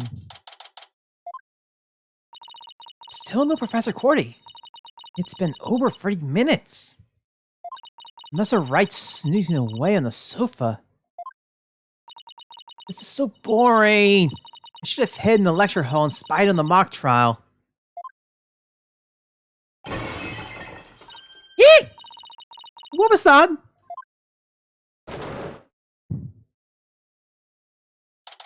October 24th. Davis Legal Academy. First floor hall. Way.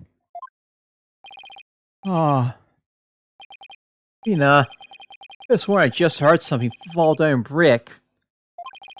If you go really nigh, I think it was you. Well, it wasn't me. I think it came from somewhere outside. Oh? Well, we better go have a look. Seeing as everyone else is in the lecture hall. Okay.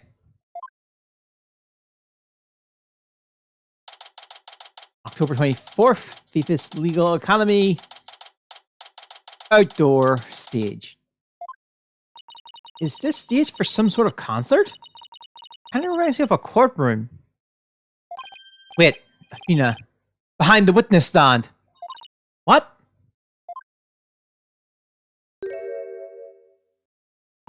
Yeah!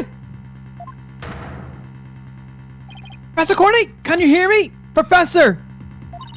Wait, that's who we're supposed to be meeting with? Looks like our meeting's been cancelled for us. No way! This can't be real!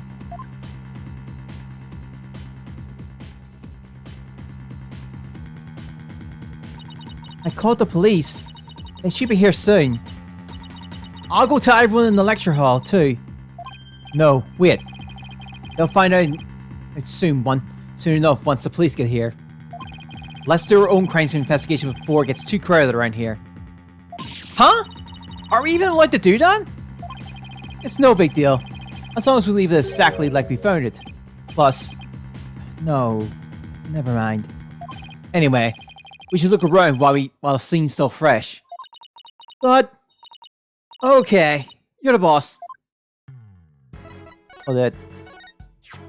Oh, a shiny new attorney's badge. Brings back memories. I've heard that countless people live in dread of your pointer finger. Were you really that scary back then, Mr. Ryan?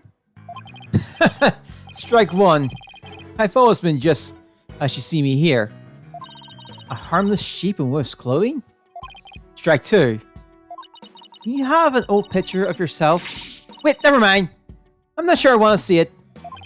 Strike three. You're right. Alright. In addition to checking the body, we should also check the area around it. But we don't have much time.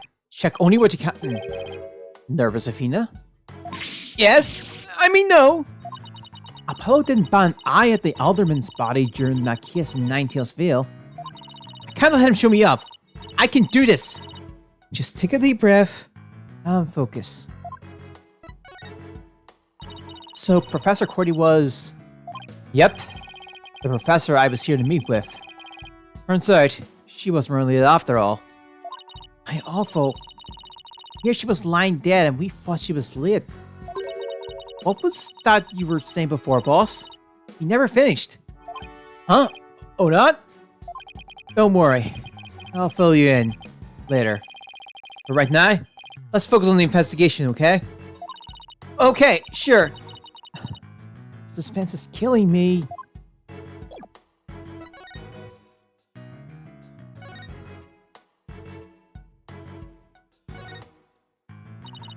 Start by studying the body. I wonder what the... Let's hang on first. Ah.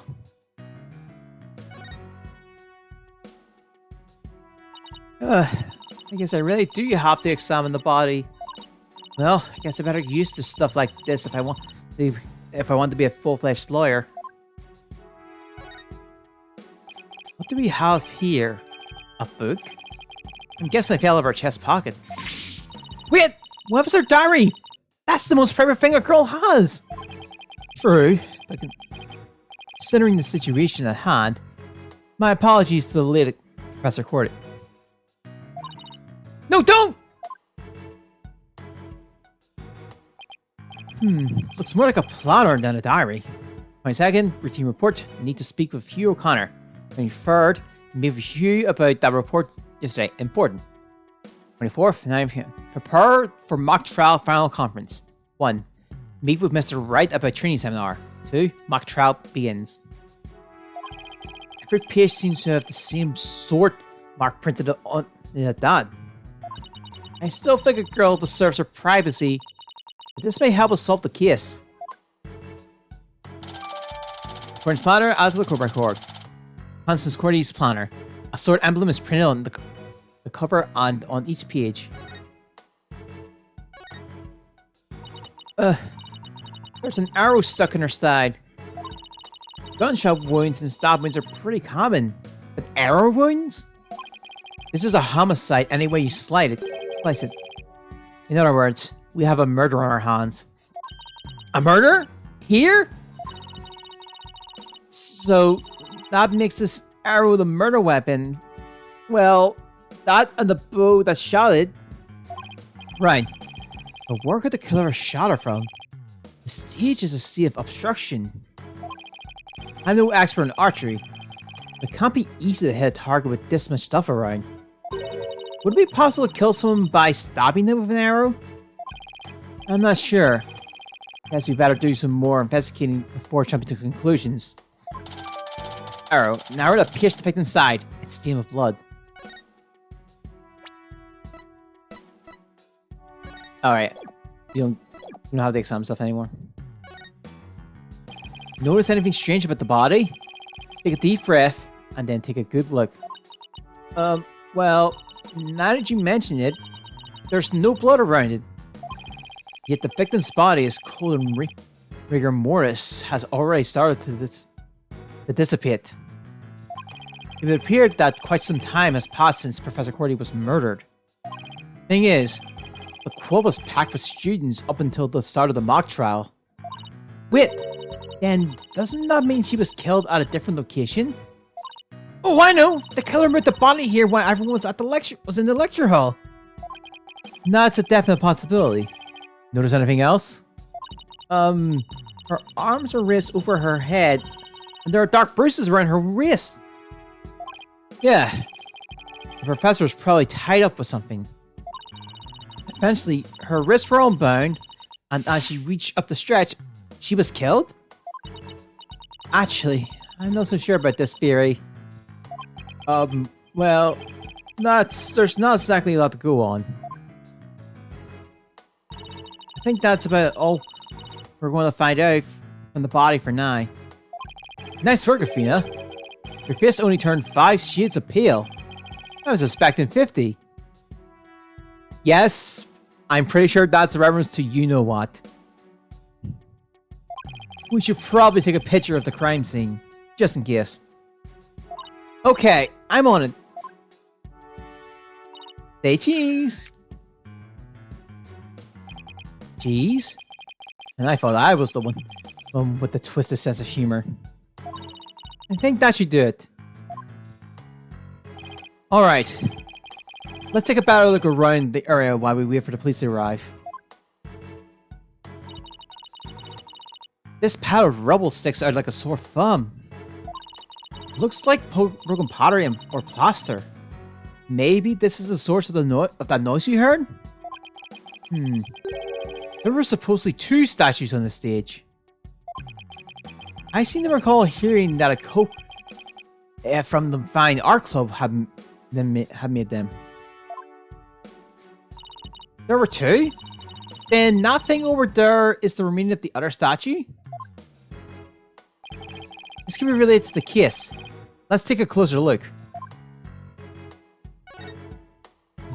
There's something buried in the rubble. Thief's Herald? Wait, machine disrupted. Let's just read what we can.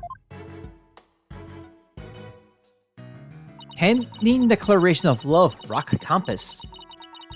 Final acting toward love triangle centers on compass, she-devil juniper woods.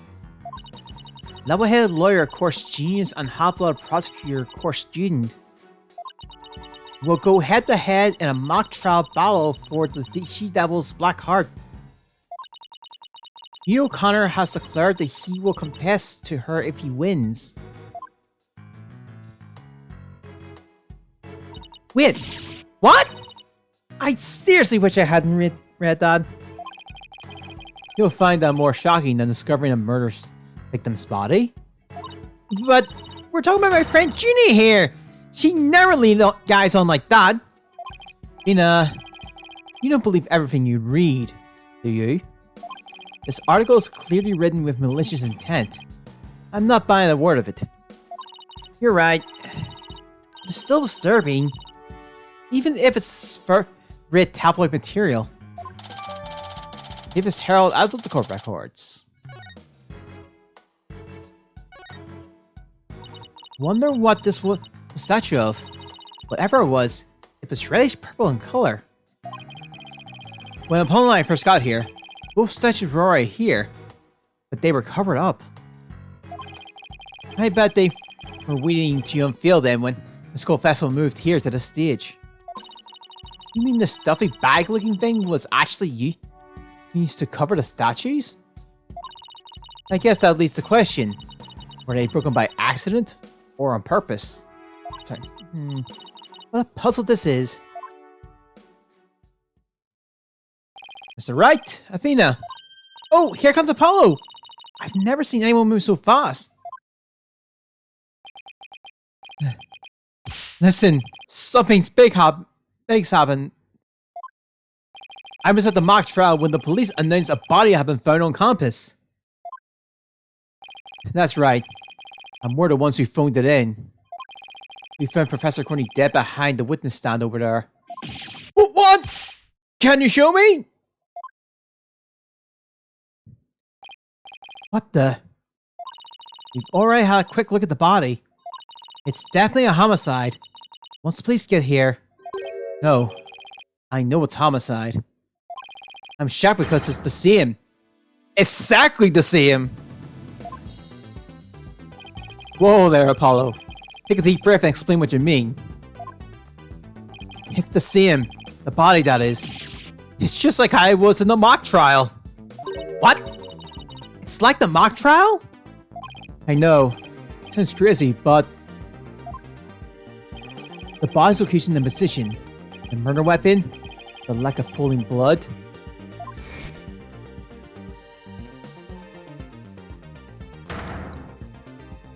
It's all exactly like the mock trial. You're kidding, right? It can't really all be the same, can it? This is the third case I'm having the murders play exactly the same as events that were written down. Mirroring like a song. A serenade. Potentially. But I could be just grasping straws here.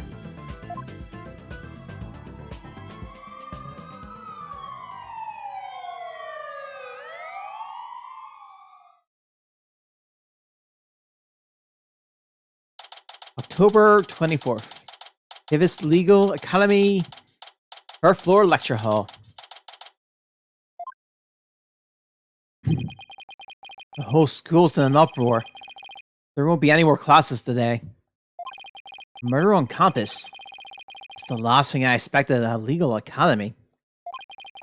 I'll go tell Professor Means what we assert when we discovered the body.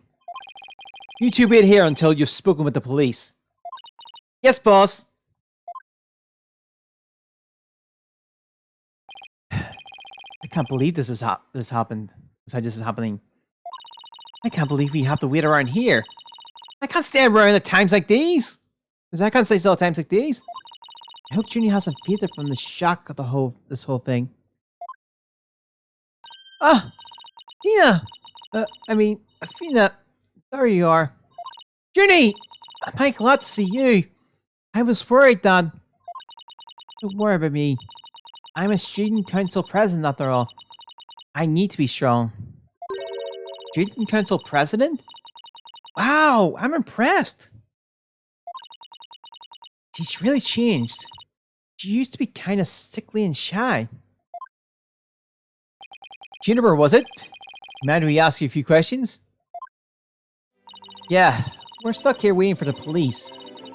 And there's really not much to do. Sure, what would you like to know? That's your attorney's badge, isn't it, Mihato? I really envy you, you know. That ghost sunflower really suits you. Thanks! But I know you'll make a fabulous judge someday, Junie.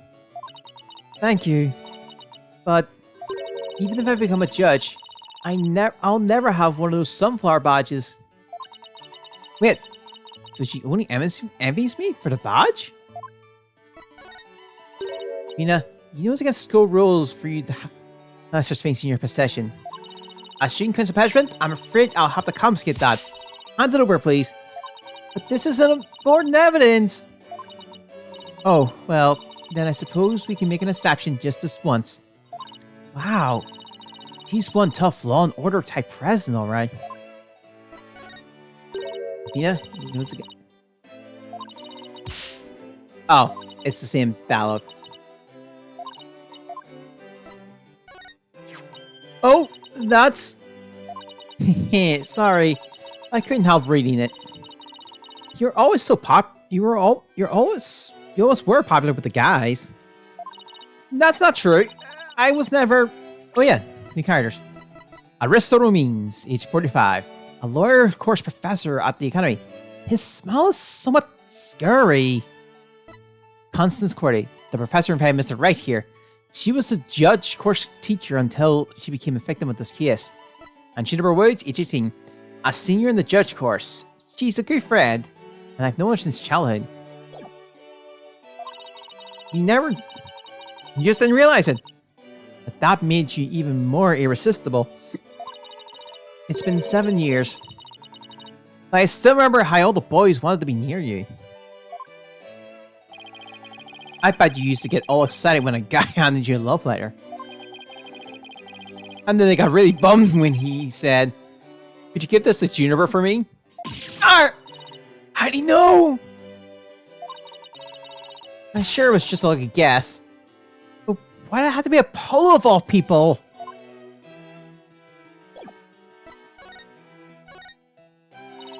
I haven't seen you in ages, Junie. What's it been? 7 years or so? Yes, and I remember how you were always there for me, Athena. Maybe it's just me. I wanted to ask why you seem so distant. Remember how you used to call me Fina? I liked it better that way. It felt like we were sisters, you know? Yes, but I'm student council president now. And a student representative of FIFA's legal academy, I have to act properly. She was never this stiff and formal before. I knew you wanted to be a judge. I didn't expect this.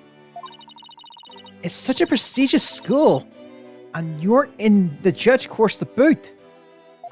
Yes, and Professor Cordy has been in charge of it until, well, you know.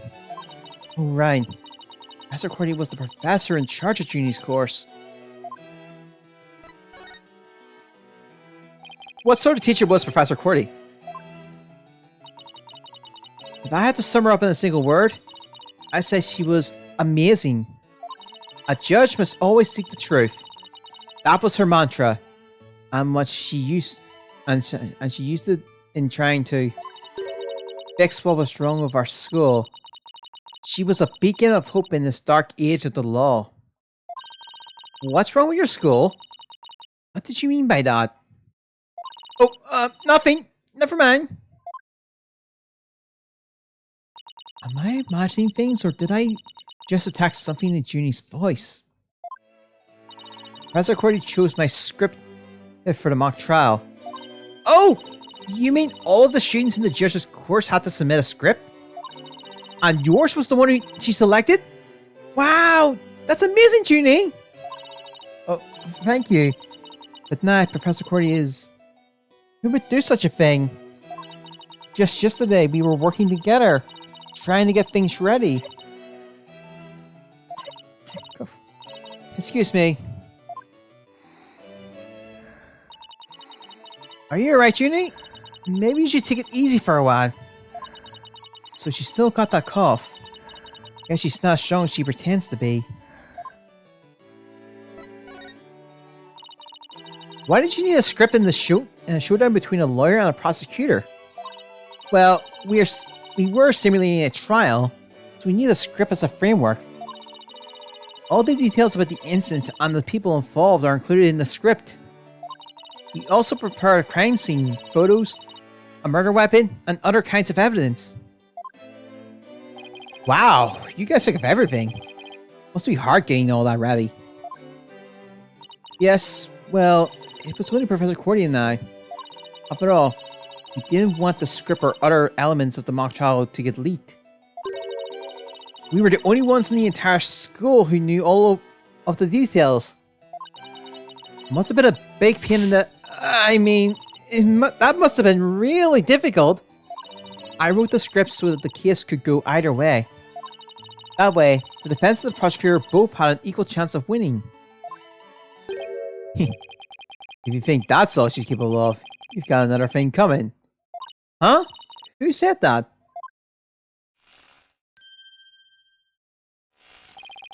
Juniper's genius doesn't stop at her brilliant script. Yeah! She gave an award-winning performance as the defendant! Man! I think I found a rival too mature to steal. You, Robin? Aren't you going to introduce yourselves to our guest? As student council president, I won't have you treating them rudely. You're right. I heard Mr. Wright was bringing a couple of guests with him. That would be you two. Apollo Justice and Athena Sykes. Yep, I'm Athena Sykes. And I'm Apollo Justice. Nice to meet you. I'll pass on the handshake. I'm studying to be a lawyer. The name is Hugh O'Connor. But some call me Mr. Perfect because I've never scored less than 100% on tests. Ugh. Most pretentious introduction ever. And what's with its hand? Is it glued to the inside of his pockets or what? Yeesh. Let me be the first to apologize for Hugh's totally rude introduction. Sorry! Nah, here's my intro. I'm Robin Newman. I'm studying to be a prosecutor, just like the really cool little the nails the bot guy. No! Where's the sincerity? So he makes pottery too? What's that wrist-like contraption for? Junior sure has met some unusual friends. These two were the lawyer and the prosecutor in today's mock trial. And even though I wrote the script, I also played the part of the defendant. Final act in Toward Love Triangle centered on campus She-Devil Juniper Woods. Level-headed lawyer course genius and hot-blooded prosecutor course student will go head-to-head in a mock trial battle for the She-Devil's Black Heart. Wait! These two are the guys who supposedly had a thing for Junie? Juniper, come on. Your role's way beyond just that. That's right! The mock trial is just the start! She's also in the school festival's main event! Live on stage! Juniper Wood! On the crowd goes bananas! Woo!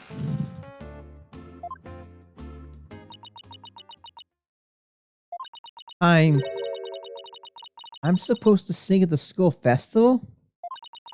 All of the other girls were too embarrassed to try it out, so... My Junie's singing? On stage in front of people? Wow, she really has changed.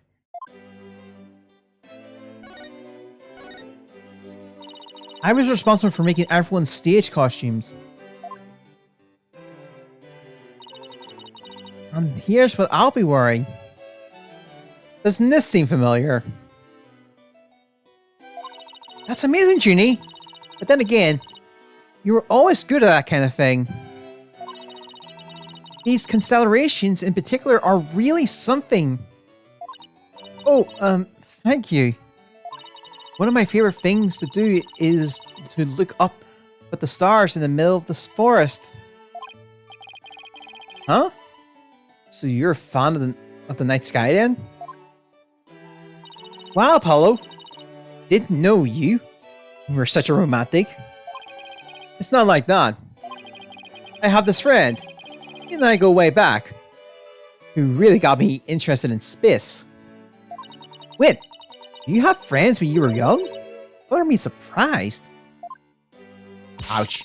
As student council president, I can't allow such mean-spirited teasing to continue. Eep!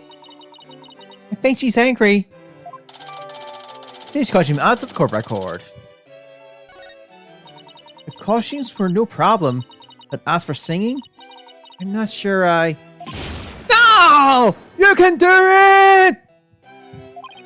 That's right. And anyone who says otherwise will have to answer to me. It's like a chivalrous love triangle. A damsel in distress and two knights in shining armor. Maybe that species his Herald article wasn't too far from the truth. Speaking of the latest news, I wonder how the mock trial turned out. So, how did the mock trial end? We were just about to reach the verdict when the police arrived. And I will never know how it would have turned out. I guess that's what happens when there's a real murder during a fake murder trial. It ended right before the verdict? Talk about bad timing. I was this close, man! I bet I would have won! But I bet the defense wasn't doing too badly either, right? We'll settle this some other time. And I assure you, I will win when the time comes. Set and the art of mastering the bar exam. Old law, corporate law, criminal law. Huh. It's the first time I get to read the book. Like I'm gonna let that happen. I don't think so. I hope they don't end up hurting each other. Oh, don't worry. The three of us have been good friends since we enrolled here. We have proof of our friendship. Proof? Like physical evidence proof? Yes. We're studying for Korean law. And in the legal world, evidence is everything. Yeah! As long as our friendship lasts, you can bet we'll be carrying them around. Ah, the famous legal economy in general work. So, what exactly is this proof of friendship anyway? Well, it's a secret. And if I show you, it would be bad luck. Oh, okay. I knew it. There's definitely some discord in Junie's voice. Our friendship is sacred and infallible. It's not something to be put cheaply on display. Proof? We don't need no stinking proof. Us fair friends forever! I can hear discord in their voices too. But they're talking about the friendship. What's going on here? Something wrong, Avina? No, it's nothing. Oh, alright then. Hey, isn't that... Everyone, stay where you are! Right where you are! Don't move a muscle! Detective Fulbright! Is something wrong? Why, it isn't my little lawyer friends. Sorry, but the small talk will have to wait. Jennifer Woods, you're under arrest for the murder of Constance Cordy. I'm what? Wait a second, what's going on here? Why are you arresting Junie? Police Detective Fulbright. We're involved in this case too. Aha! So you're the lawyer. The dispatch said we're first on scene. I can't tell you everything, but I will say this. There are two major reasons for her arrest. Number one, the suspect led someone to where the body was. I didn't. And number two, the crime scene is exactly how the suspect portrayed it in her script. But you can't arrest her on just those grounds. True, but there's more. However, Prosecutor Blackwell specifically told me to say no more than that. So Blackwell's the prosecutor attorney on this one too? Detective Fulbright, we found this in the suspect's pocket. Why, there's blood on this. That's evidence we made for the mock trial. A mock trial? Never heard of such a thing, but it sounds fishy to me. Real fishy. Now, if you would, officers? Yes, sir. But you need. I have to do something. I can't let them take her away like this. Now, if you excuse me, I have work to do.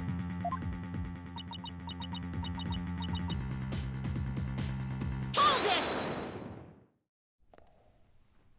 Hold it! I refuse to believe that she's the killer! Junie! I've decided. I'm going to defend you. I'll fight with everything I've got.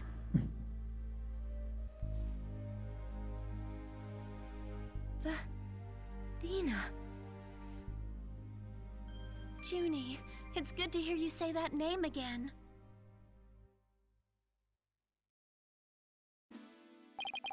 Hate to interrupt your bonding time, but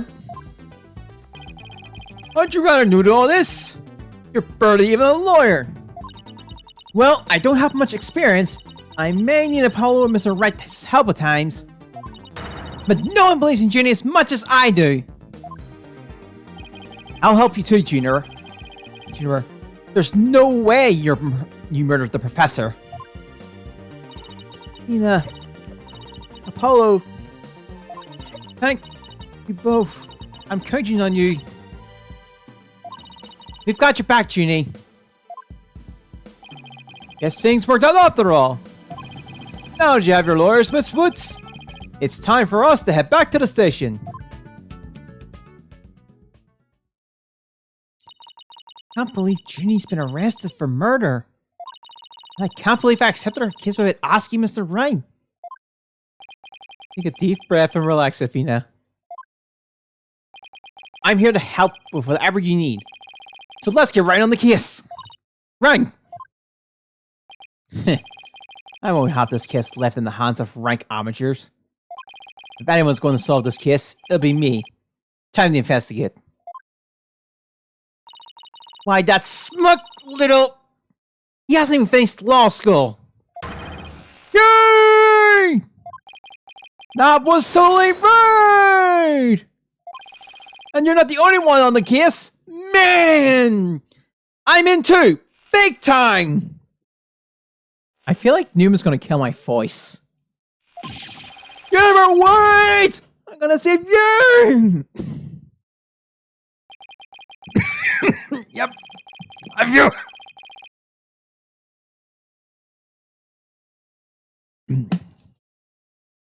Okay. Now that those two are gone, let's get back to what I was talking about in front of the stage. About the mock trial, that is. Oh, right. You said the victim's location, position, and so on were just like in the script. Exactly. But the script... Okay, sorry. But the script writing props, it's kind of hard to explain. Perhaps I could help? Head for head.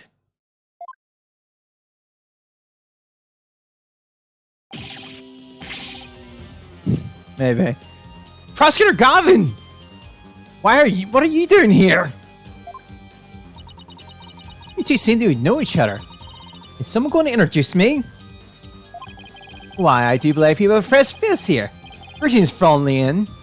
I'm Cliver Gavin. Some know me as a prosecutor, but I'm most famous for my former rock band. You're quite popular, you know, but regrettably, the band's went kaput. Perhaps you've heard of us, the Gavineers. I was the lead vocalist. Never heard of your band. Then again, I was out of the country until only recently. But, can I get your autograph? You just met him like 3 seconds ago and you want his autograph? Forgive me, Fraulein, but I'm retired from the music biz. But I'll be happy to offer my autograph as rockstar prosecutor, Cliver Gavin. Oh, okay. That one then. She's a lively one, eh, hair forehead? Didn't know she was your type. Oh, I've got more introductions. Hugh Connor, a senior in the lawyer course, who served as a defense in the mock trial. He seems like kind of a jerk. Robert Newman, a senior in the prosecutor's course, who serves as the prosecutor in the mock trial. He tends to shout at people. And maybe he might kill my voice at some point. Bobby Fulbright, we'll see. He's very free. A lively detective in charge of this case. Makes you wonder what this is really all about. Prosecutor Blackwell, the prosecutor on Princeton Emmett, he mastered use of psychology and manipulation in the courtroom battles. Cliver Gavin, he's 25, Mr. Rockstar Prosecutor himself. He was the leader and vocalist of the Gavineers. She's the newest member of the Right Enemy Agency. That's all. Nice to meet you. I'm Athena Sykes. A pleasure to meet you too, Athena Sykes. Now the intros are out of the way. I'm sure you have some questions for me. Ja? Head and forehead. You got to. May I ask why you people present your attorney's badge like that? It seems like Head and Forehead and Mr. Wright always want to show off theirs too. Show theirs off too. Well, let me ask you, Prosecutor Gavin. Why do you play air guitar? Ah! If a seeming answer we seek can be found in much the same place. I never give it that much thought, actually. I always just whip it out. Ouch! Why, Fraulein, what a wonderful piece of evidence you have there. But I imagine no matter what you present, it would be impossible for it to be more persuasive than your beauty. Too bad it doesn't work that way in court, too. Oh, it's the same dialogue. Did I mention I'm a graduate of this fine institution? The mock trials, they sure bring back memories. So many unforgettable battles. Really? So you stood in that stage too? Yeah, I wailed on my air guitar, rocked out to the beat, and exposed crimes for all to see. You could say this is where my hard-rocking prosecutorial style made its debut. Hard-rocking prosecutorial style? How did your mock trials turn out? A tune, baby! I brought the house down and had the crowds on its feet. Ever since, he kept having held a live concert in conjunction with the mock trial. All I wanted to know is how the trials turned out. Oh.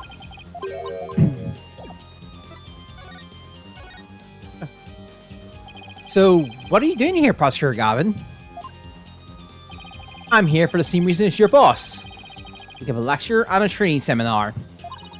So he's the famous prosecutor they invited. And I have another crucial role to play.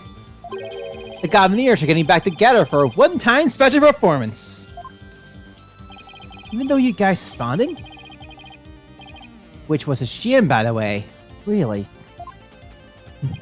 Yeah, I know how much you adore the music. Head forehead. Anyway, I studied abroad in Germany to get my badge early. I did graduate from here. Wait, so that performance Junie mentioned. I see you've already heard about that. One student representative was selected to sing with us on stage. And the stage was supposed to look like this tomorrow.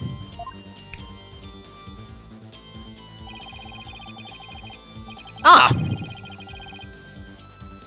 We big banners and we get statues.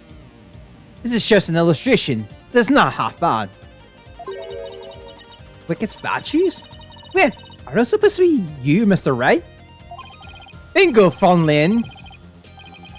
And they were so big and magnificent too. What a terrible waste. The worst part of this whole thing is my long-awaited reunion with my mentor never came to pass. Wait, don't tell me your mentor was Professor Cordy. She was one who taught me how to think about the law. So Constant Cordy was your professor here at the academy? She may have taught the judges course, but she had a huge impact on me. She is fond of saying, the end is only justified for proper means. She wouldn't tolerate dishonesty and always preferred what was right beyond all else. I feel Professor Gavin's sadness. Oh no, I think I'm gonna cry. Athena, are you tearing up? Though I can't blame you. Professor Gavin owes a lot to who he is to Professor Cordy. Exactly. So, as you can see, we're both joined in purpose, so to speak, yeah? Now, let's rock this place hard. Huh? I don't follow. Let's rock Rod. Forget it right here, forehead. I said I'd help you explain the mock trial. We're going to reprise it right here in the lecture hall. It might help us catch the killer. October 24th. Davis Legal Academy. Per 4 lecture hall.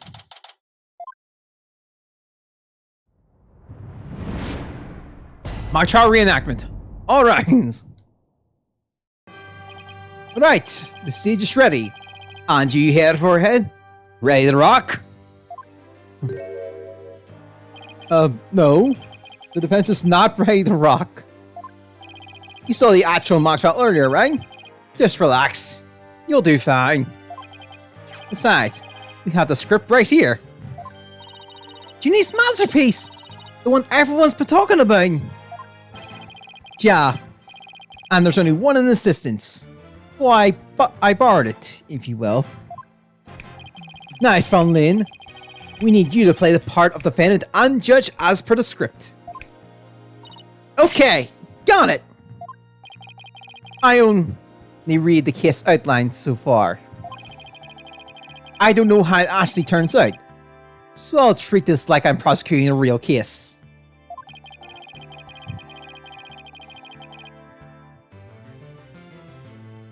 Yeah. I'll make sure to have water right beside me a bit more when we get to it, when we get to Wednesday.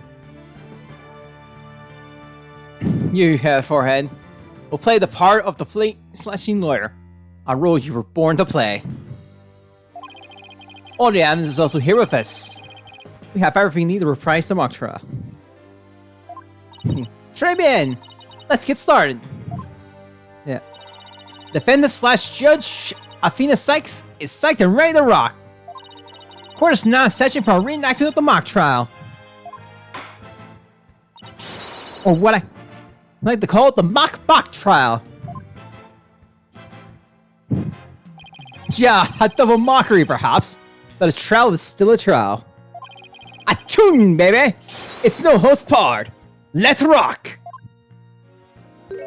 Aw. How we take it easy today? Objection! It may be just a mock of a mock, but there's only one way to compete. You play to win. So remember, each time I catch you slacking off, I'm holding you in contempt of court. Great. A judge that voices their own objections and abuses their judicial power.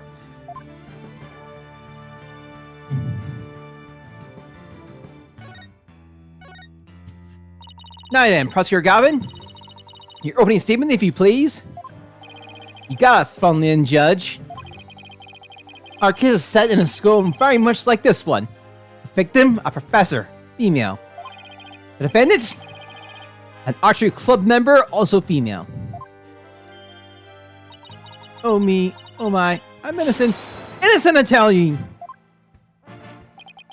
That's some serious bad acting, Funlin.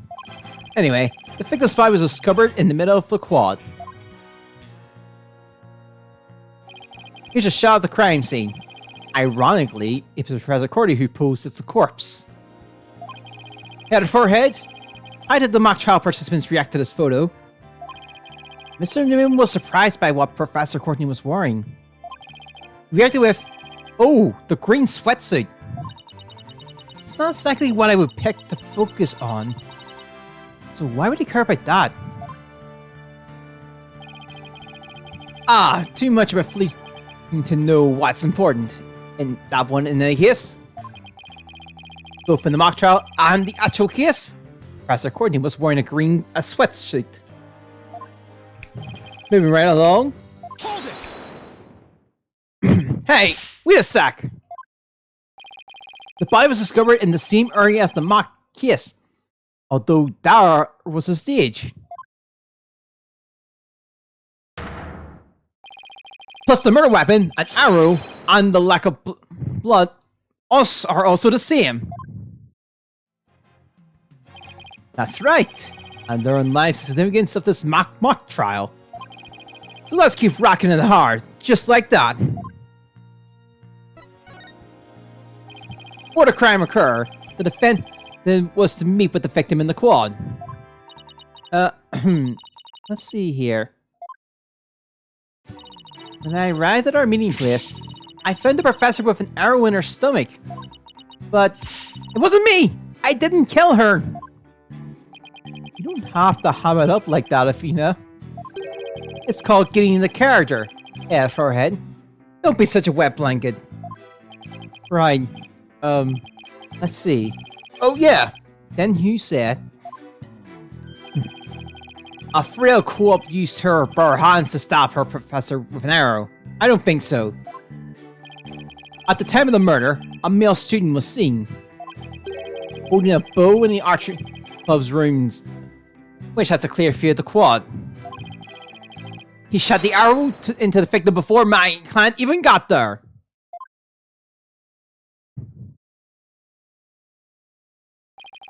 Nine head forehead.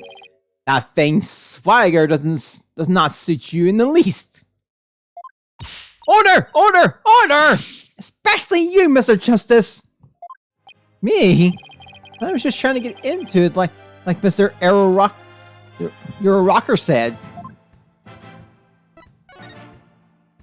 So, the victim was shot from the archery club room before the meeting even took place? Hence, the defendant could not be the killer. That seems to be the defense's assertion. Oscar Gavin, do you have any objections? The autopsy report noted that the edges of the victim's wound were unusually ragged. Could such physical trauma possibly result from an arrow shot from the bow? 9! I think the victim was impaled with the arrow by hand, post-mortem. In short, the real murder weapon was not the arrow at all. When Robin was prosecutor, he had a tough time determining the real murder weapon. Well, he's just a student, a moral act, while I am the real deal, the headliner, so to speak. The true murder weapon was most likely the that was left in the art room. The What's that? An you saying? What might that be? It's a kind of tool used for poking holes in the paper, wood, and other materials. It's kind of like an ice pick. I have a photo here if you're interested. Gross. So bloody up to the handle. Please tell me it's just paint. Most likely fallen in. Pretty realistic, ja. Let's pretend there is real blood for now. The defendant's prints were lifted from the murder weapon. Furthermore, traces of the victim's blood were discovered in the art room. That's where I believe the murder actually took place. So the question now is, how did the body get from the art room to the stage? The murder took place in the third floor art room, but the body was found in the quad. It must have been quite short moving the body all that way. Not at all. There's a maintenance area and storehouse right outside the art room. And the cart used to carry balls around was found there. Oh, I think I've seen one of those before. But that's a pretty big one. A jumbo jar? Big enough to fit a person. Or a body in it. The defendant dropped the body from the art room window, then moved it with the cart. That is how a high school girl could easily move a body all by herself. You don't say? Objection! A body dropped from 3 stories upward shows signs of massive blunt force trauma. Objection! Well, right, they got a new voice for him. That may be true, but you failed to account for the large high jump mat in the storeroom. A body dropped onto such a mat would show no signs of blunt force trauma. Yikes. It's almost scary how similar this whole case is to the mock trial proceedings. Quite the crop the killer in an attempt to cast suspicions on the archery club. They moved the body to the quad where it would be an easy shot from the club room. And the killer faked the murder weapon by inserting an arrow into the all-stab wound. Sounds like he has only high praise for Junie's script. Was there any further arguments from the defense? Nope. It seems like the teacher who was playing the judge was satisfied too.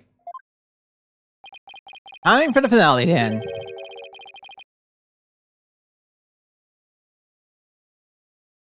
Huh. Very then. Your verdict, if you please, Flanlin Judge. Huh? Oh, right. That's me. Very well. This court finds the defendant, Juniper Woods. Wait a second. Even if it's just a mock trial of the mock trial, I don't want to declare Junie guilty. Yeah, perhaps that's not a good idea. Let's end our mock trial here. Besides, it's about time I got back to my investigation. Thanks, you two. This little run through the mock trial cleared up a few things. Mock trial scripts not look over for. A tune, baby! The prosecution's already got a witness size up too. That was quick. I'm sure quick was almost too good. You're sure in a helpful mood today, Prosecutor Galvin. Well, like I said, I just want to catch whoever killed Professor Cordy. And there's no reason for me to start butting heads with you two. Yeah, you see, Claver's on our side. Look. Anyway, I won't say goodbye. I'm sure I'll be seeing you later.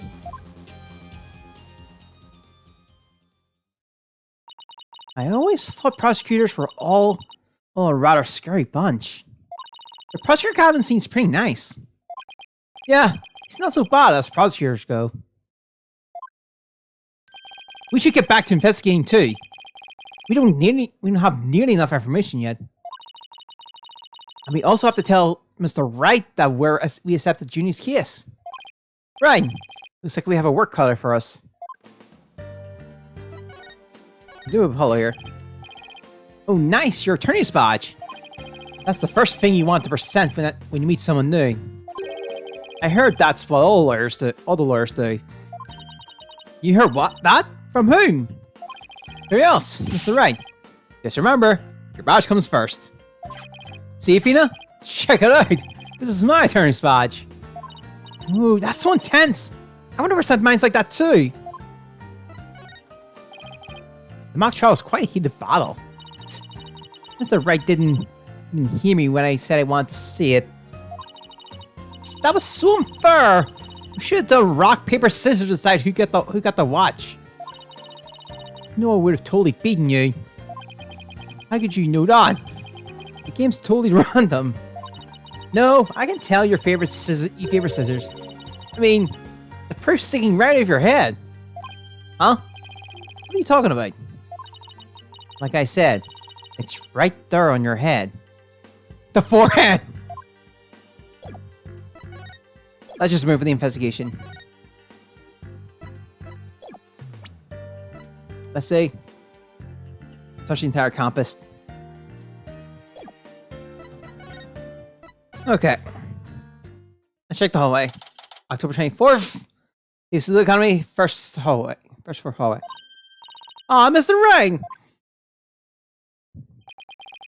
I hear they arrested your friend Juniper. Yeah, Detective Wright just took her in. I refuse to believe one of our students is capable of murder. We must prove her innocence by any means necessary. End justifies the means. What do you mean? The end justifies the means. I, Professor Means, always say what I mean. And mean what I say by all means. Here at our esteemed academy, we train our students to produce meaningful results. You believe in Juniper's innocence, do you not? Of course I do! Ginny wouldn't even hurt a fly! Precisely. We have justice on our side. The only thing that we need are results. It is the height of folly to endanger your client by failing to pursue all means possible. Sure I want to prove her innocence, but I don't like the side of that the end justifies the means part. Well, you are still young and idealistic. It's no wonder you fail to see wisdom therein. There's but one thing to do now. I must personally take up Juniper's defense. You're going to take her case, Professor Means? I may be professor, but I am still licensed to practice law. In fact, I have even battled Professor Courting in court. No kidding! You guys were rivals or something? No, nothing of the sort. She was an esteemed colleague at the academy and the court.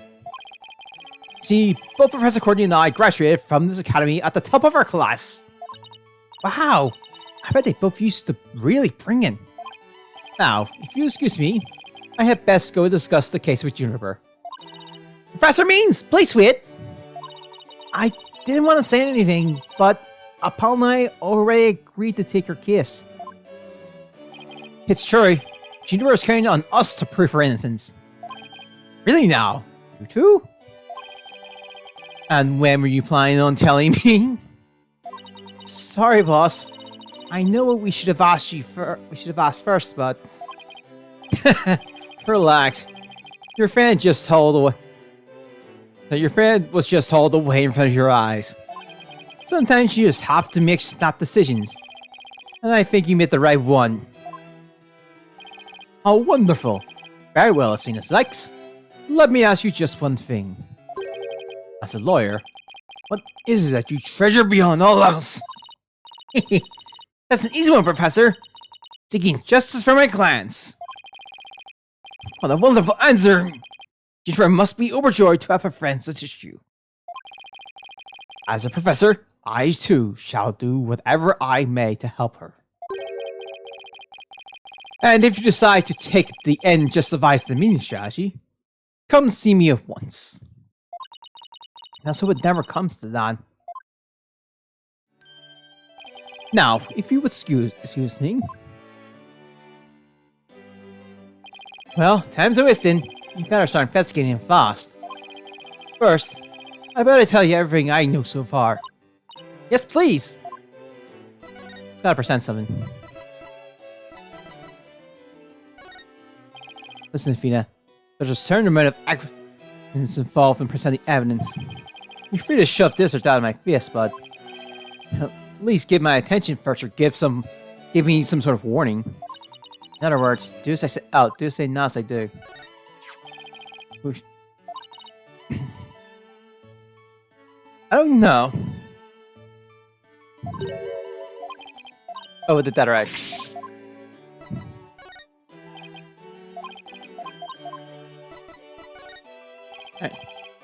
Things like that sure scream out school days, don't they? Were you involved in any extracurricular activities like school papers or mock trials? Nah, that wasn't my thing. I was an art major. An art major? And how'd you become a famous attorney? It's kind of complicated. And when I say kind of, I mean really, really complicated. Oh. You must really mean it. I'm picking up a lot of complex emotions in his voice. School days. And you should this picture, it's Academy Phoenix.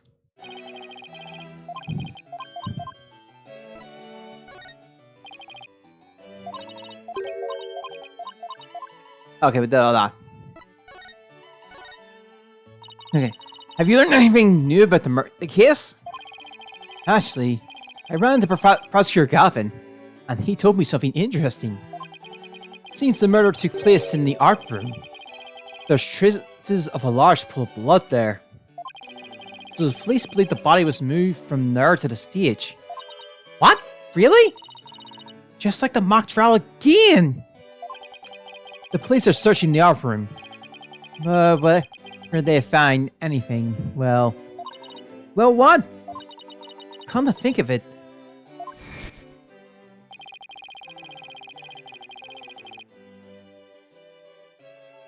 Okay, let's do our own crimes investigation before it gets too crowded around here. Huh? Are we even alone? They're done. It's no big deal, as long as we leave an entire like within it. Plus, no, never mind.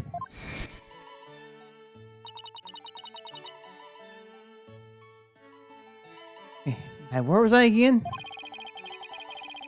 But there's really no need to talk about it right here, right now.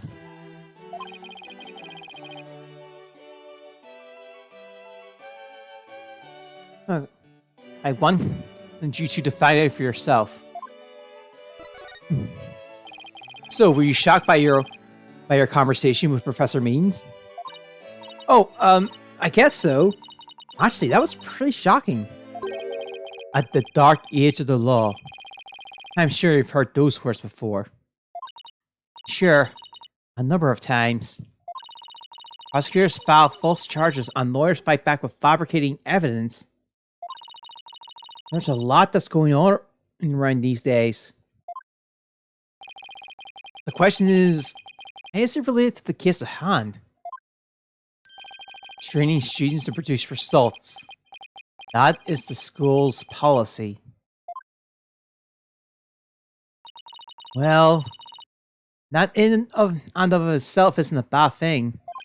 Right. As long as those results come by fair and honest means. Oh, but what was it the Professor Means said? The ends justify the means?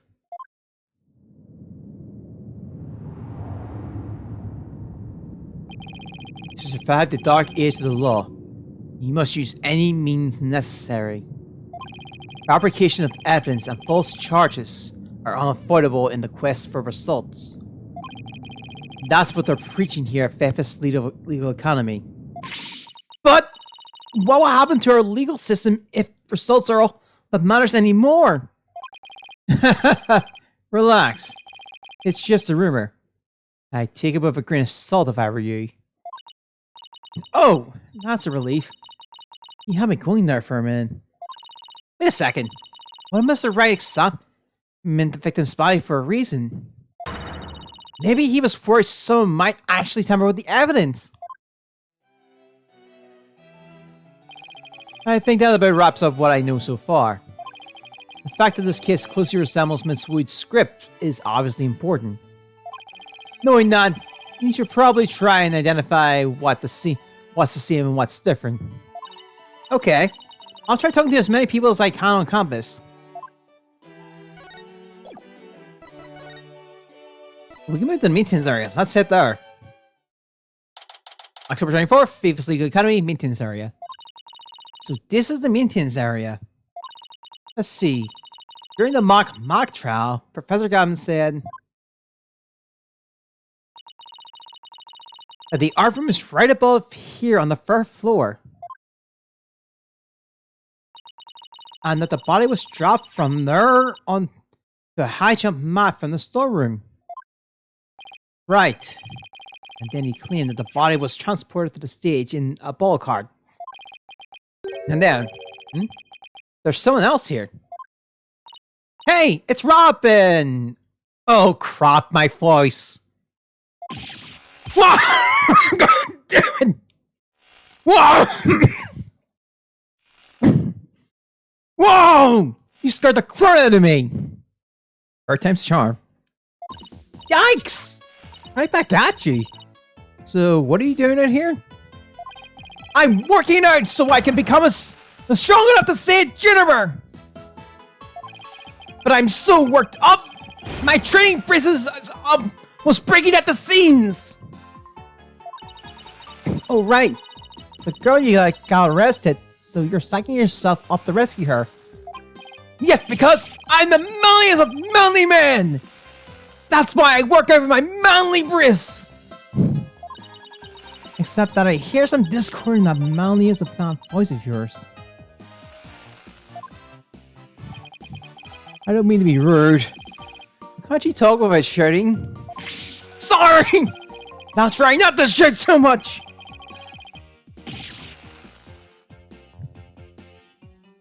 No? If at all possible, that is. Which is not at all possible by the sounds of it. My voice. So do you mind if I ask you some questions as Genie's lawyer? No problem! Ask away! Keep him coming, man! Ouch. My ears ache already. My voice hurts. You gotta... Whoa! Check out your bunch! What do you think? Nice and shiny, huh? Yeah! It's awesome! If the painting ever starts to peel or gets all bent up, let me fix it right. Let me fix it up for you. Oh. Really? Thanks! No problemo! I have some spring clay and glaze at the ready, just in case! Wait, what does clay have to do with my badge? Whoa!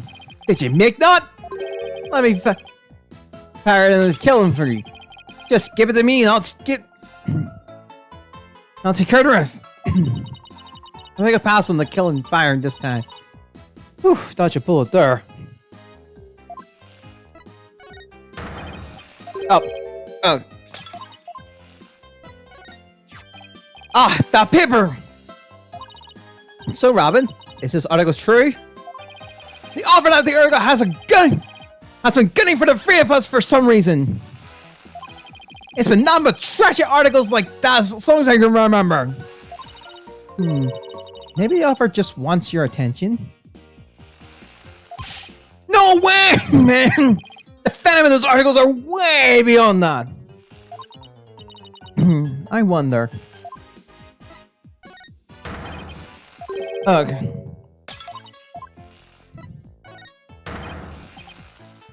Whoa! Deja vu, man! It's like I can almost taste my near victory again! But no! The final showdown was canceled because of that murder!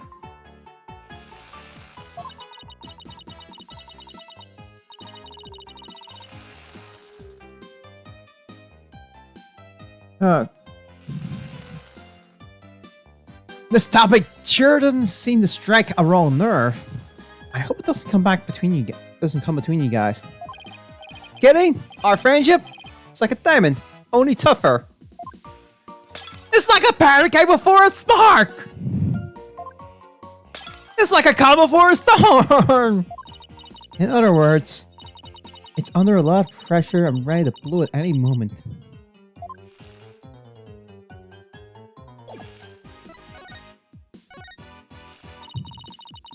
Robin, could you tell me a little bit about yourself? You want to know about me? I'm a second-rate member of the Fine Art Club! Fine Art Club? Arts Club? It looks like broken pottery or plastic. Maybe this is the source of the noise we heard? There were supposedly 2 statues on the stage. Oh, I see. 3 mirrors.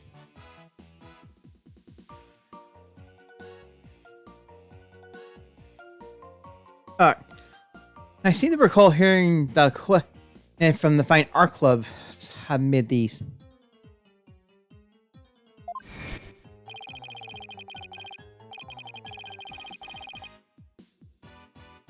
Okay, 2 big banners and a pair of wicked statues. This is just an illustration, but it's not half bad. Wicked statues? Wait, are those supposed to be you and Mr. Rain?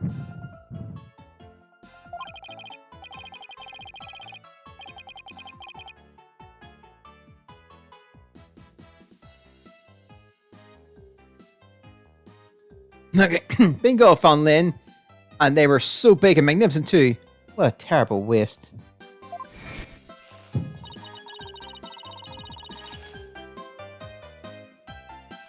Say, did you create those stage statues by any chance? I did. Both of them. Put my blood, sweat, and tears in those things. Man! It must have been terrible seeing them all smashed up like that. Nah, I couldn't face Professor Courtney if I let something like that get me down. What do you mean? Professor Courtney was a Fine Arts Club advisor. She was all about truth and beauty. Man! She always said, the only good results is the truth. That and only lawyers who seek the truth through legitimate means produce worthwhile results. Yes! I'm totally on your guy's side! She must have been an incredible woman! Sheesh. You call me live when I practice my chores of steel. Aw, man! Why'd I have to take the prosecutor's course? I mean, how am I supposed to save Juniper if I'm studying to be a prosecutor? Don't worry, I'll clear Junie's name, you'll see. The 3 of us had a dream. We swore we'd make it happen together. Prosecutor, lawyer, judge, the 3 of us would hold fair and honest trials. The Dark Age of Law? Ha! We were gonna put the nail in its coffin! Man! Wow, you guys swore to that? Do that? But no! That stupid school rule had to ruin it! School rule? Which one? Anyone with a prior conviction, no matter how minor the offense, since they won't be allowed to graduate from the stupid Howard and Dow school! A tough legal economy, and even tougher rules. Junie will never become a judge unless I can prove her innocence? And if I fail, the 3 of them will never realize their dream. It's like someone's put pressure on my pressure.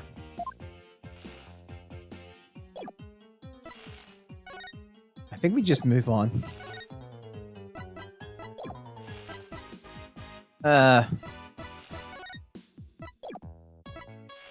Let's check the stage. October 24th, Faithless Leo Economy, outdoor stage.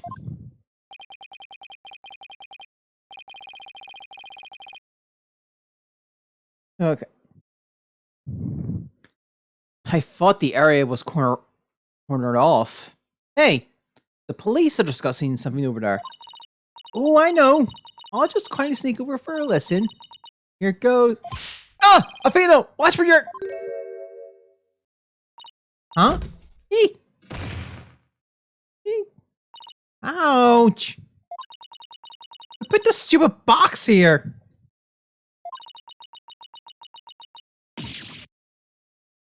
Oh, wait! Yee! Apollo, this box, there's... What now? There's some other... something inside! Don't let it be a snake!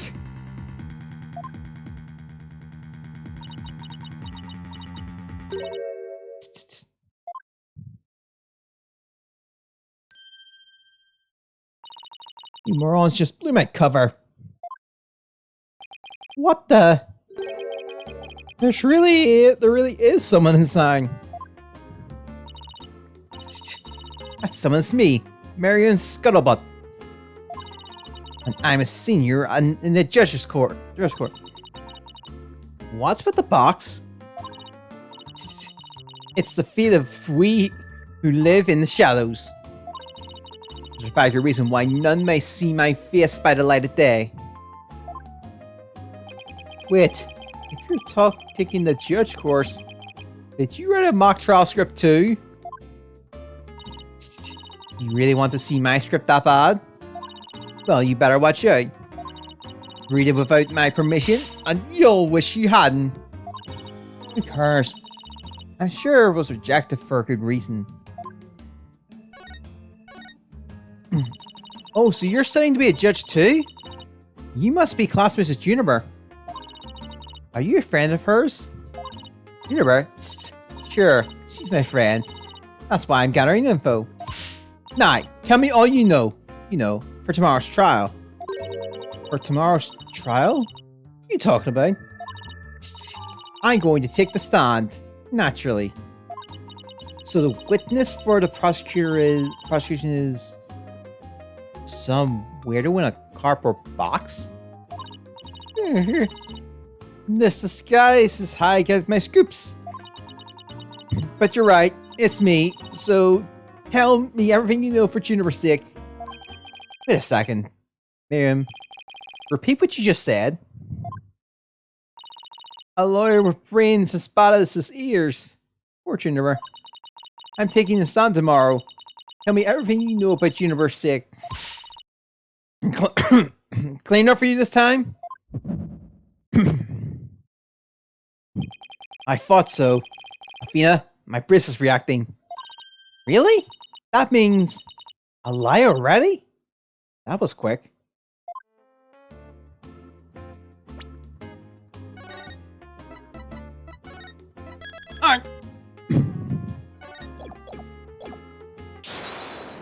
Time to perceive.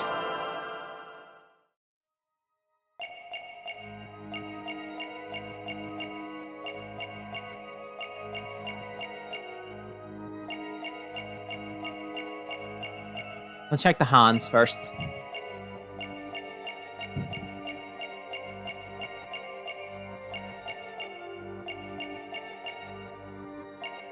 Gotcha! Found it. That's strange. You suddenly tightened your grip when you said, for Juniper's sake. It's like you're still constantly tense up because you're lying. What are you talking about? When did I ever lie? Okay then, let me ask you this. Why were you selected as a witness? That's an easy one. I'm the editor-in-chief of FIFA's Herald. I know everything there is to know about Campus, even the darkest of secrets. Editor-in-chief, huh? Very impressive.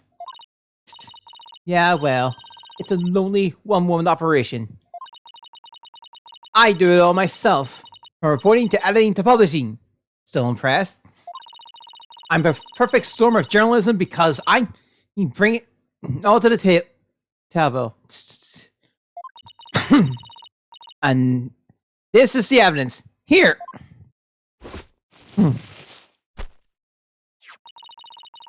extra edition of the FIFA's Herald, published to coincide with the mock trial. We got the thing for the court record. Thanks, Miriam. You revealed who you truly are.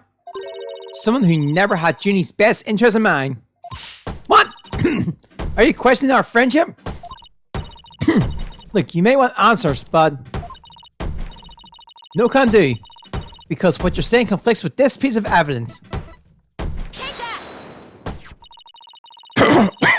that! That's the Thesis Herald, the paper I published. What about it? Are you really that dense? This article is full of malicious lies about Junie. It's definitely not something a true friend of hers would write. You got it all wrong. Another staff member wrote that one. I don't think so, Miriam.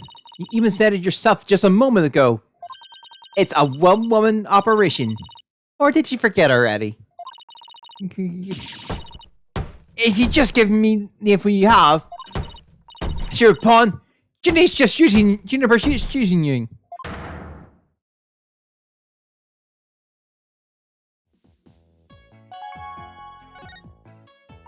Nah, I want the truth, Miriam.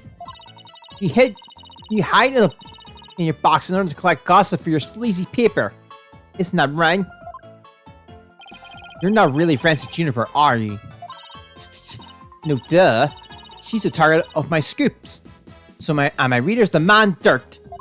Extra, extra, the dirty little secrets of the squeaky clean shooting council president. Dirty little secrets? Alright.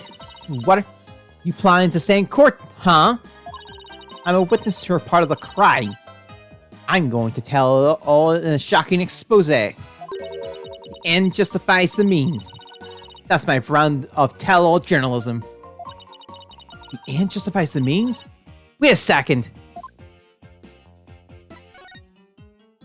In this dark age law, many of us embrace Professor Mean's method, even featured judges. I've even adopted an ends justify the means brand of journalism, which includes tape recorders secretly hidden all over our campus. Secretly recording every last word without anyone being any the wiser. Doesn't she realize that's totally illegal? And one of them was... one is at the scene of the crime, the art room. You put a tape recorder in the art room? What did it record? You want to know? You really want to know? Yes, please. That's so nice of you. Like I ever tell you now, the big scoop comes out in court tomorrow. You're so mean, Miriam. According to my evidence, a fatal fissure has opened between the three of them. Who? Junie, Hugh, and Robin? And what do you mean by fatal fissure? Juniper, Hugh, and Robin used to be the best of friends. Used to be. They still seem to get along fine to me. I did sense some discord, though. You don't know anything.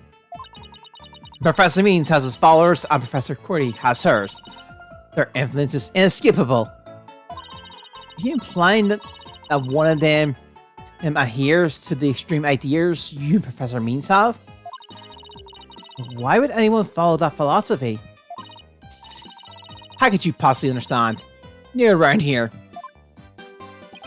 Miriam, wouldn't you feel better if you came out of the dark and into the light? I can see fine in here. You'll be the one seeing the light in court tomorrow. Then you'll realize how guilty Juniper Woods really is. We're gonna have to cross the Sam with her tomorrow. But I don't know where to start. Well, let's at least take care of whatever we can today. You're right. Let's see what else we can find out. Let's check the lecture hall again. October 24th, FIFA's Academy, Legal Academy, Fur 4 Lecture Hall.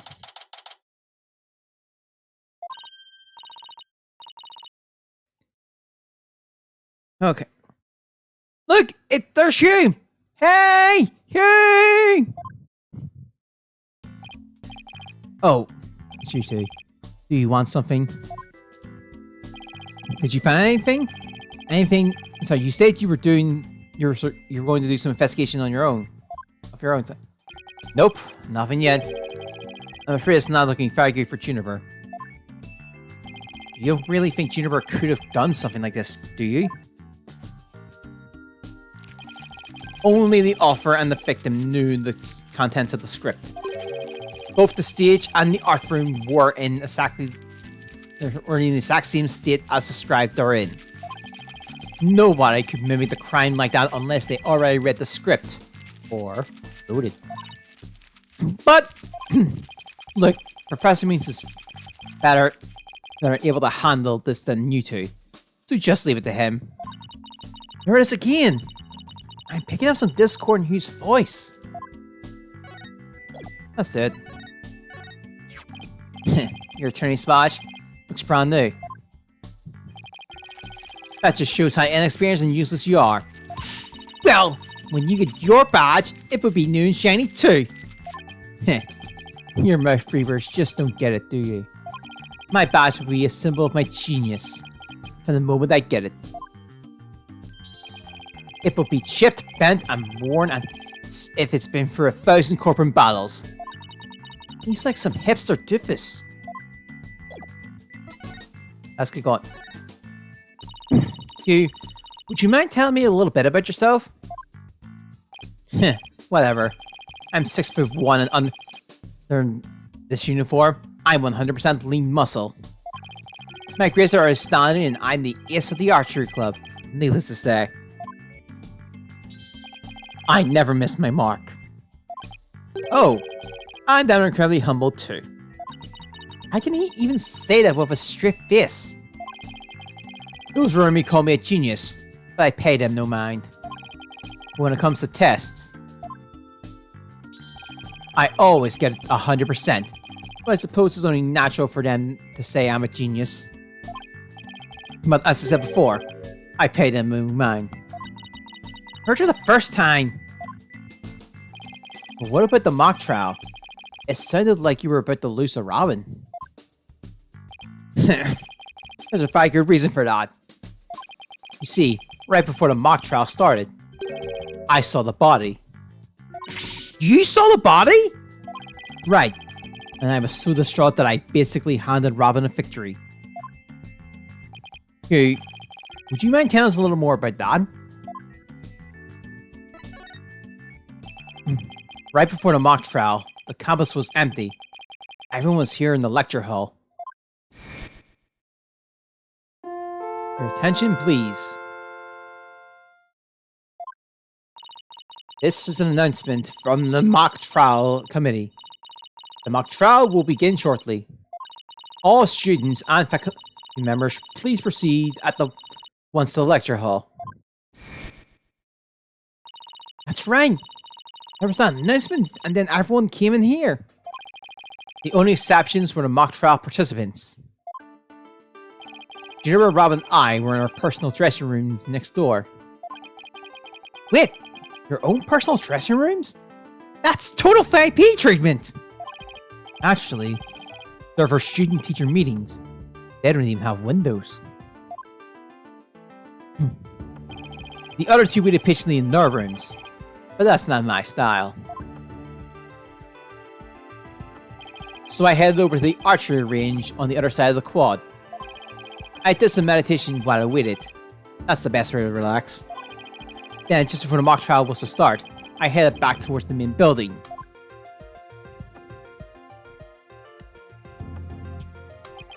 As I walked across the quad, I passed in front of the stage. So that's when you saw the body. Right. It was quite a shock. Not so much I hit to minute. My legs were shaking. I could have easily beaten Ram if it hadn't been for that. Wait, hold it right there. You went through the mock trial even though you had just discovered a body. Why didn't you tell anyone? I mean, we're talking about someone getting killed here. I think I know why. Was it because of this? Where'd you get that? So this article in the Fitness Herald is true. The winner of the mock trial would get to make his confession to Junie. Right. But if I reported the body, I found the whole thing would be called off. You really wanted to win that bad? Bad enough to ignore a dead body? Sorry, but that's not normal. Or could their love for Junie really be that strong? Thanks for sharing that important piece of information with us. It may prove useful tomorrow's trial. Good. Because that's all I have to say about the matter.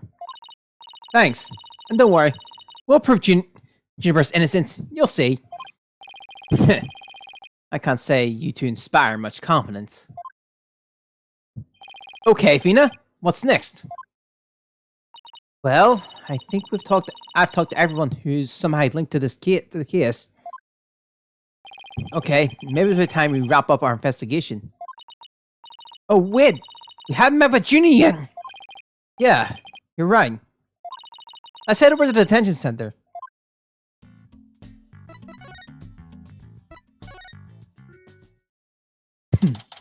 October 24th, detention center visit room. Fina! Thank you so much for coming. She called me Fina like she used to. Maybe she's finally letting her guard down. Oh, nice! I'll probably dinner after the string. I really... Oh, yeah, that's... I wish the mock trial had ended better than it did. Yeah, the Hafriku friends all played leading roles. It's pretty amazing if you think about it. That's true, and it's thanks to the strength of our friendship. There's nothing we can't do if we help and support each other. I don't know. Is that really the issue here? I'll never bring it up. Yeah, that's what it's all about. The friendship between the three of us is absolute. Oh, okay. Athena, it's not as if they're friends, so let's leave it at that. Yes, I know that, but her words seem kind of forced. Was stuck. Junie, the crimes of fooling is cycling like your script. Hey dear, what's going on here?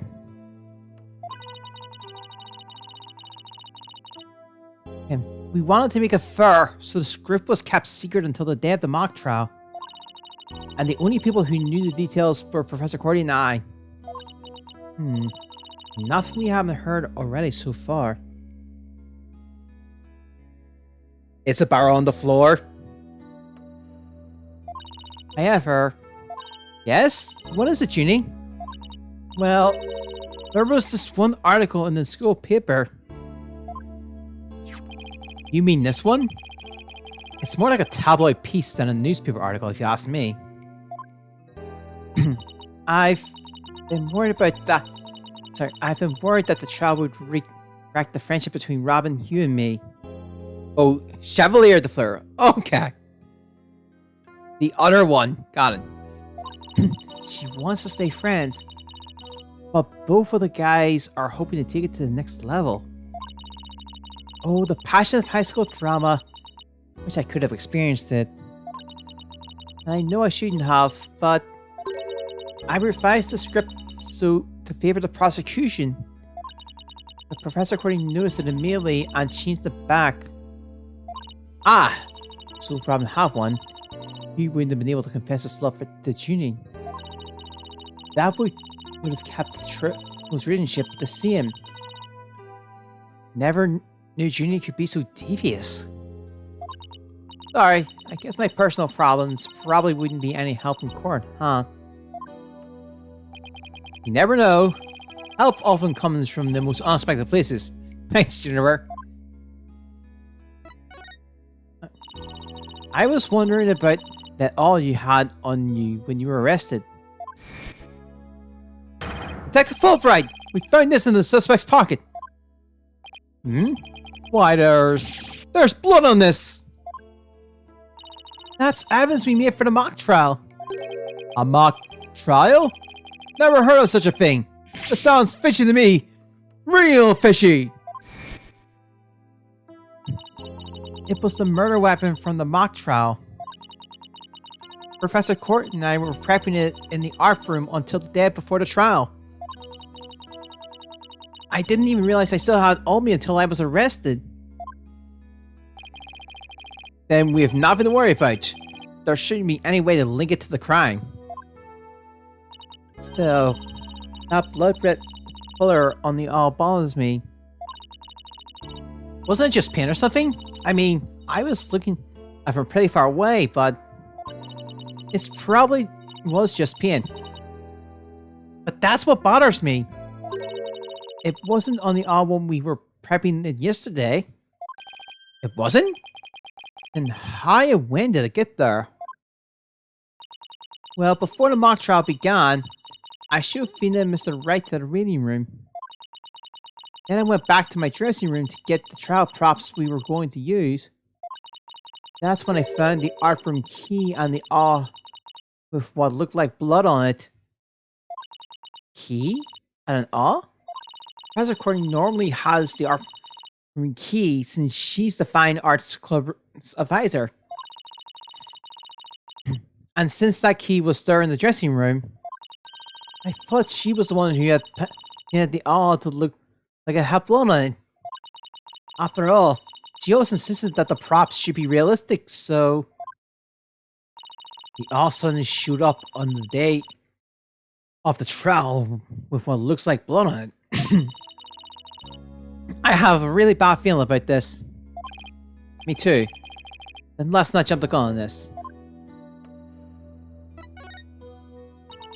You and Professor Quirk were busy preparing for the mock trial together yesterday, right? Was that the last time you saw her? Yes. I left school at around 6 p.m. Did you notice anything different about her? No. I didn't notice anything out of the ordinary. She looked and acted like the same as always. I would have never guessed she ended up like this. It looks like we're about out of time. Thank you for coming to see me. We'll do everything we can to prove your innocence tomorrow. I know. And I believe in you, Ina. Well, I should go now. Bye. Is she gonna be alright? She's like a shell of a girl we met back at the academy. The Junie I knew was always like that. A little weak and sickly. The fact that she's lifted her facade shows that she trusts us. Even still. What is it? Well, when Junie and her two friends were talking about their friendship, I sensed some discord in their hearts. Seriously? Yeah, but it was really faint. Must have been mistaken.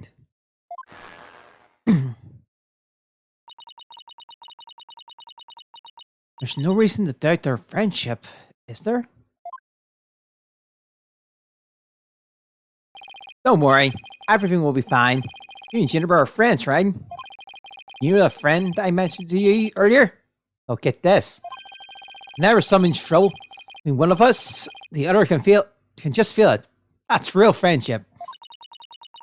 I suppose you're right. Might as well forget about that and concentrate on the trial. Yep, tomorrow's the big day. Let's start with what we know so far. Okay. Victim Professor Constance Cordy was murdered in the art room on the first floor. Then her body was moved to the outdoor stage in the quad. Also, the location where we found the body was just as the mock trial script described. I wish those were the only similarities they shared. What do you mean? What I mean is the script in this case are exactly the same in almost every respect. So it follows that the actual trial may very well unfold just like the mock trial did. Oh no! The mock trial ended right before the prosecution was about to win. Well, that's not gonna happen. This time, Junie will be declared not guilty. Of course, I intend to get our results the honest way. We can do this. We'll be fine. After all, I have Apollo and he's the king of being fine.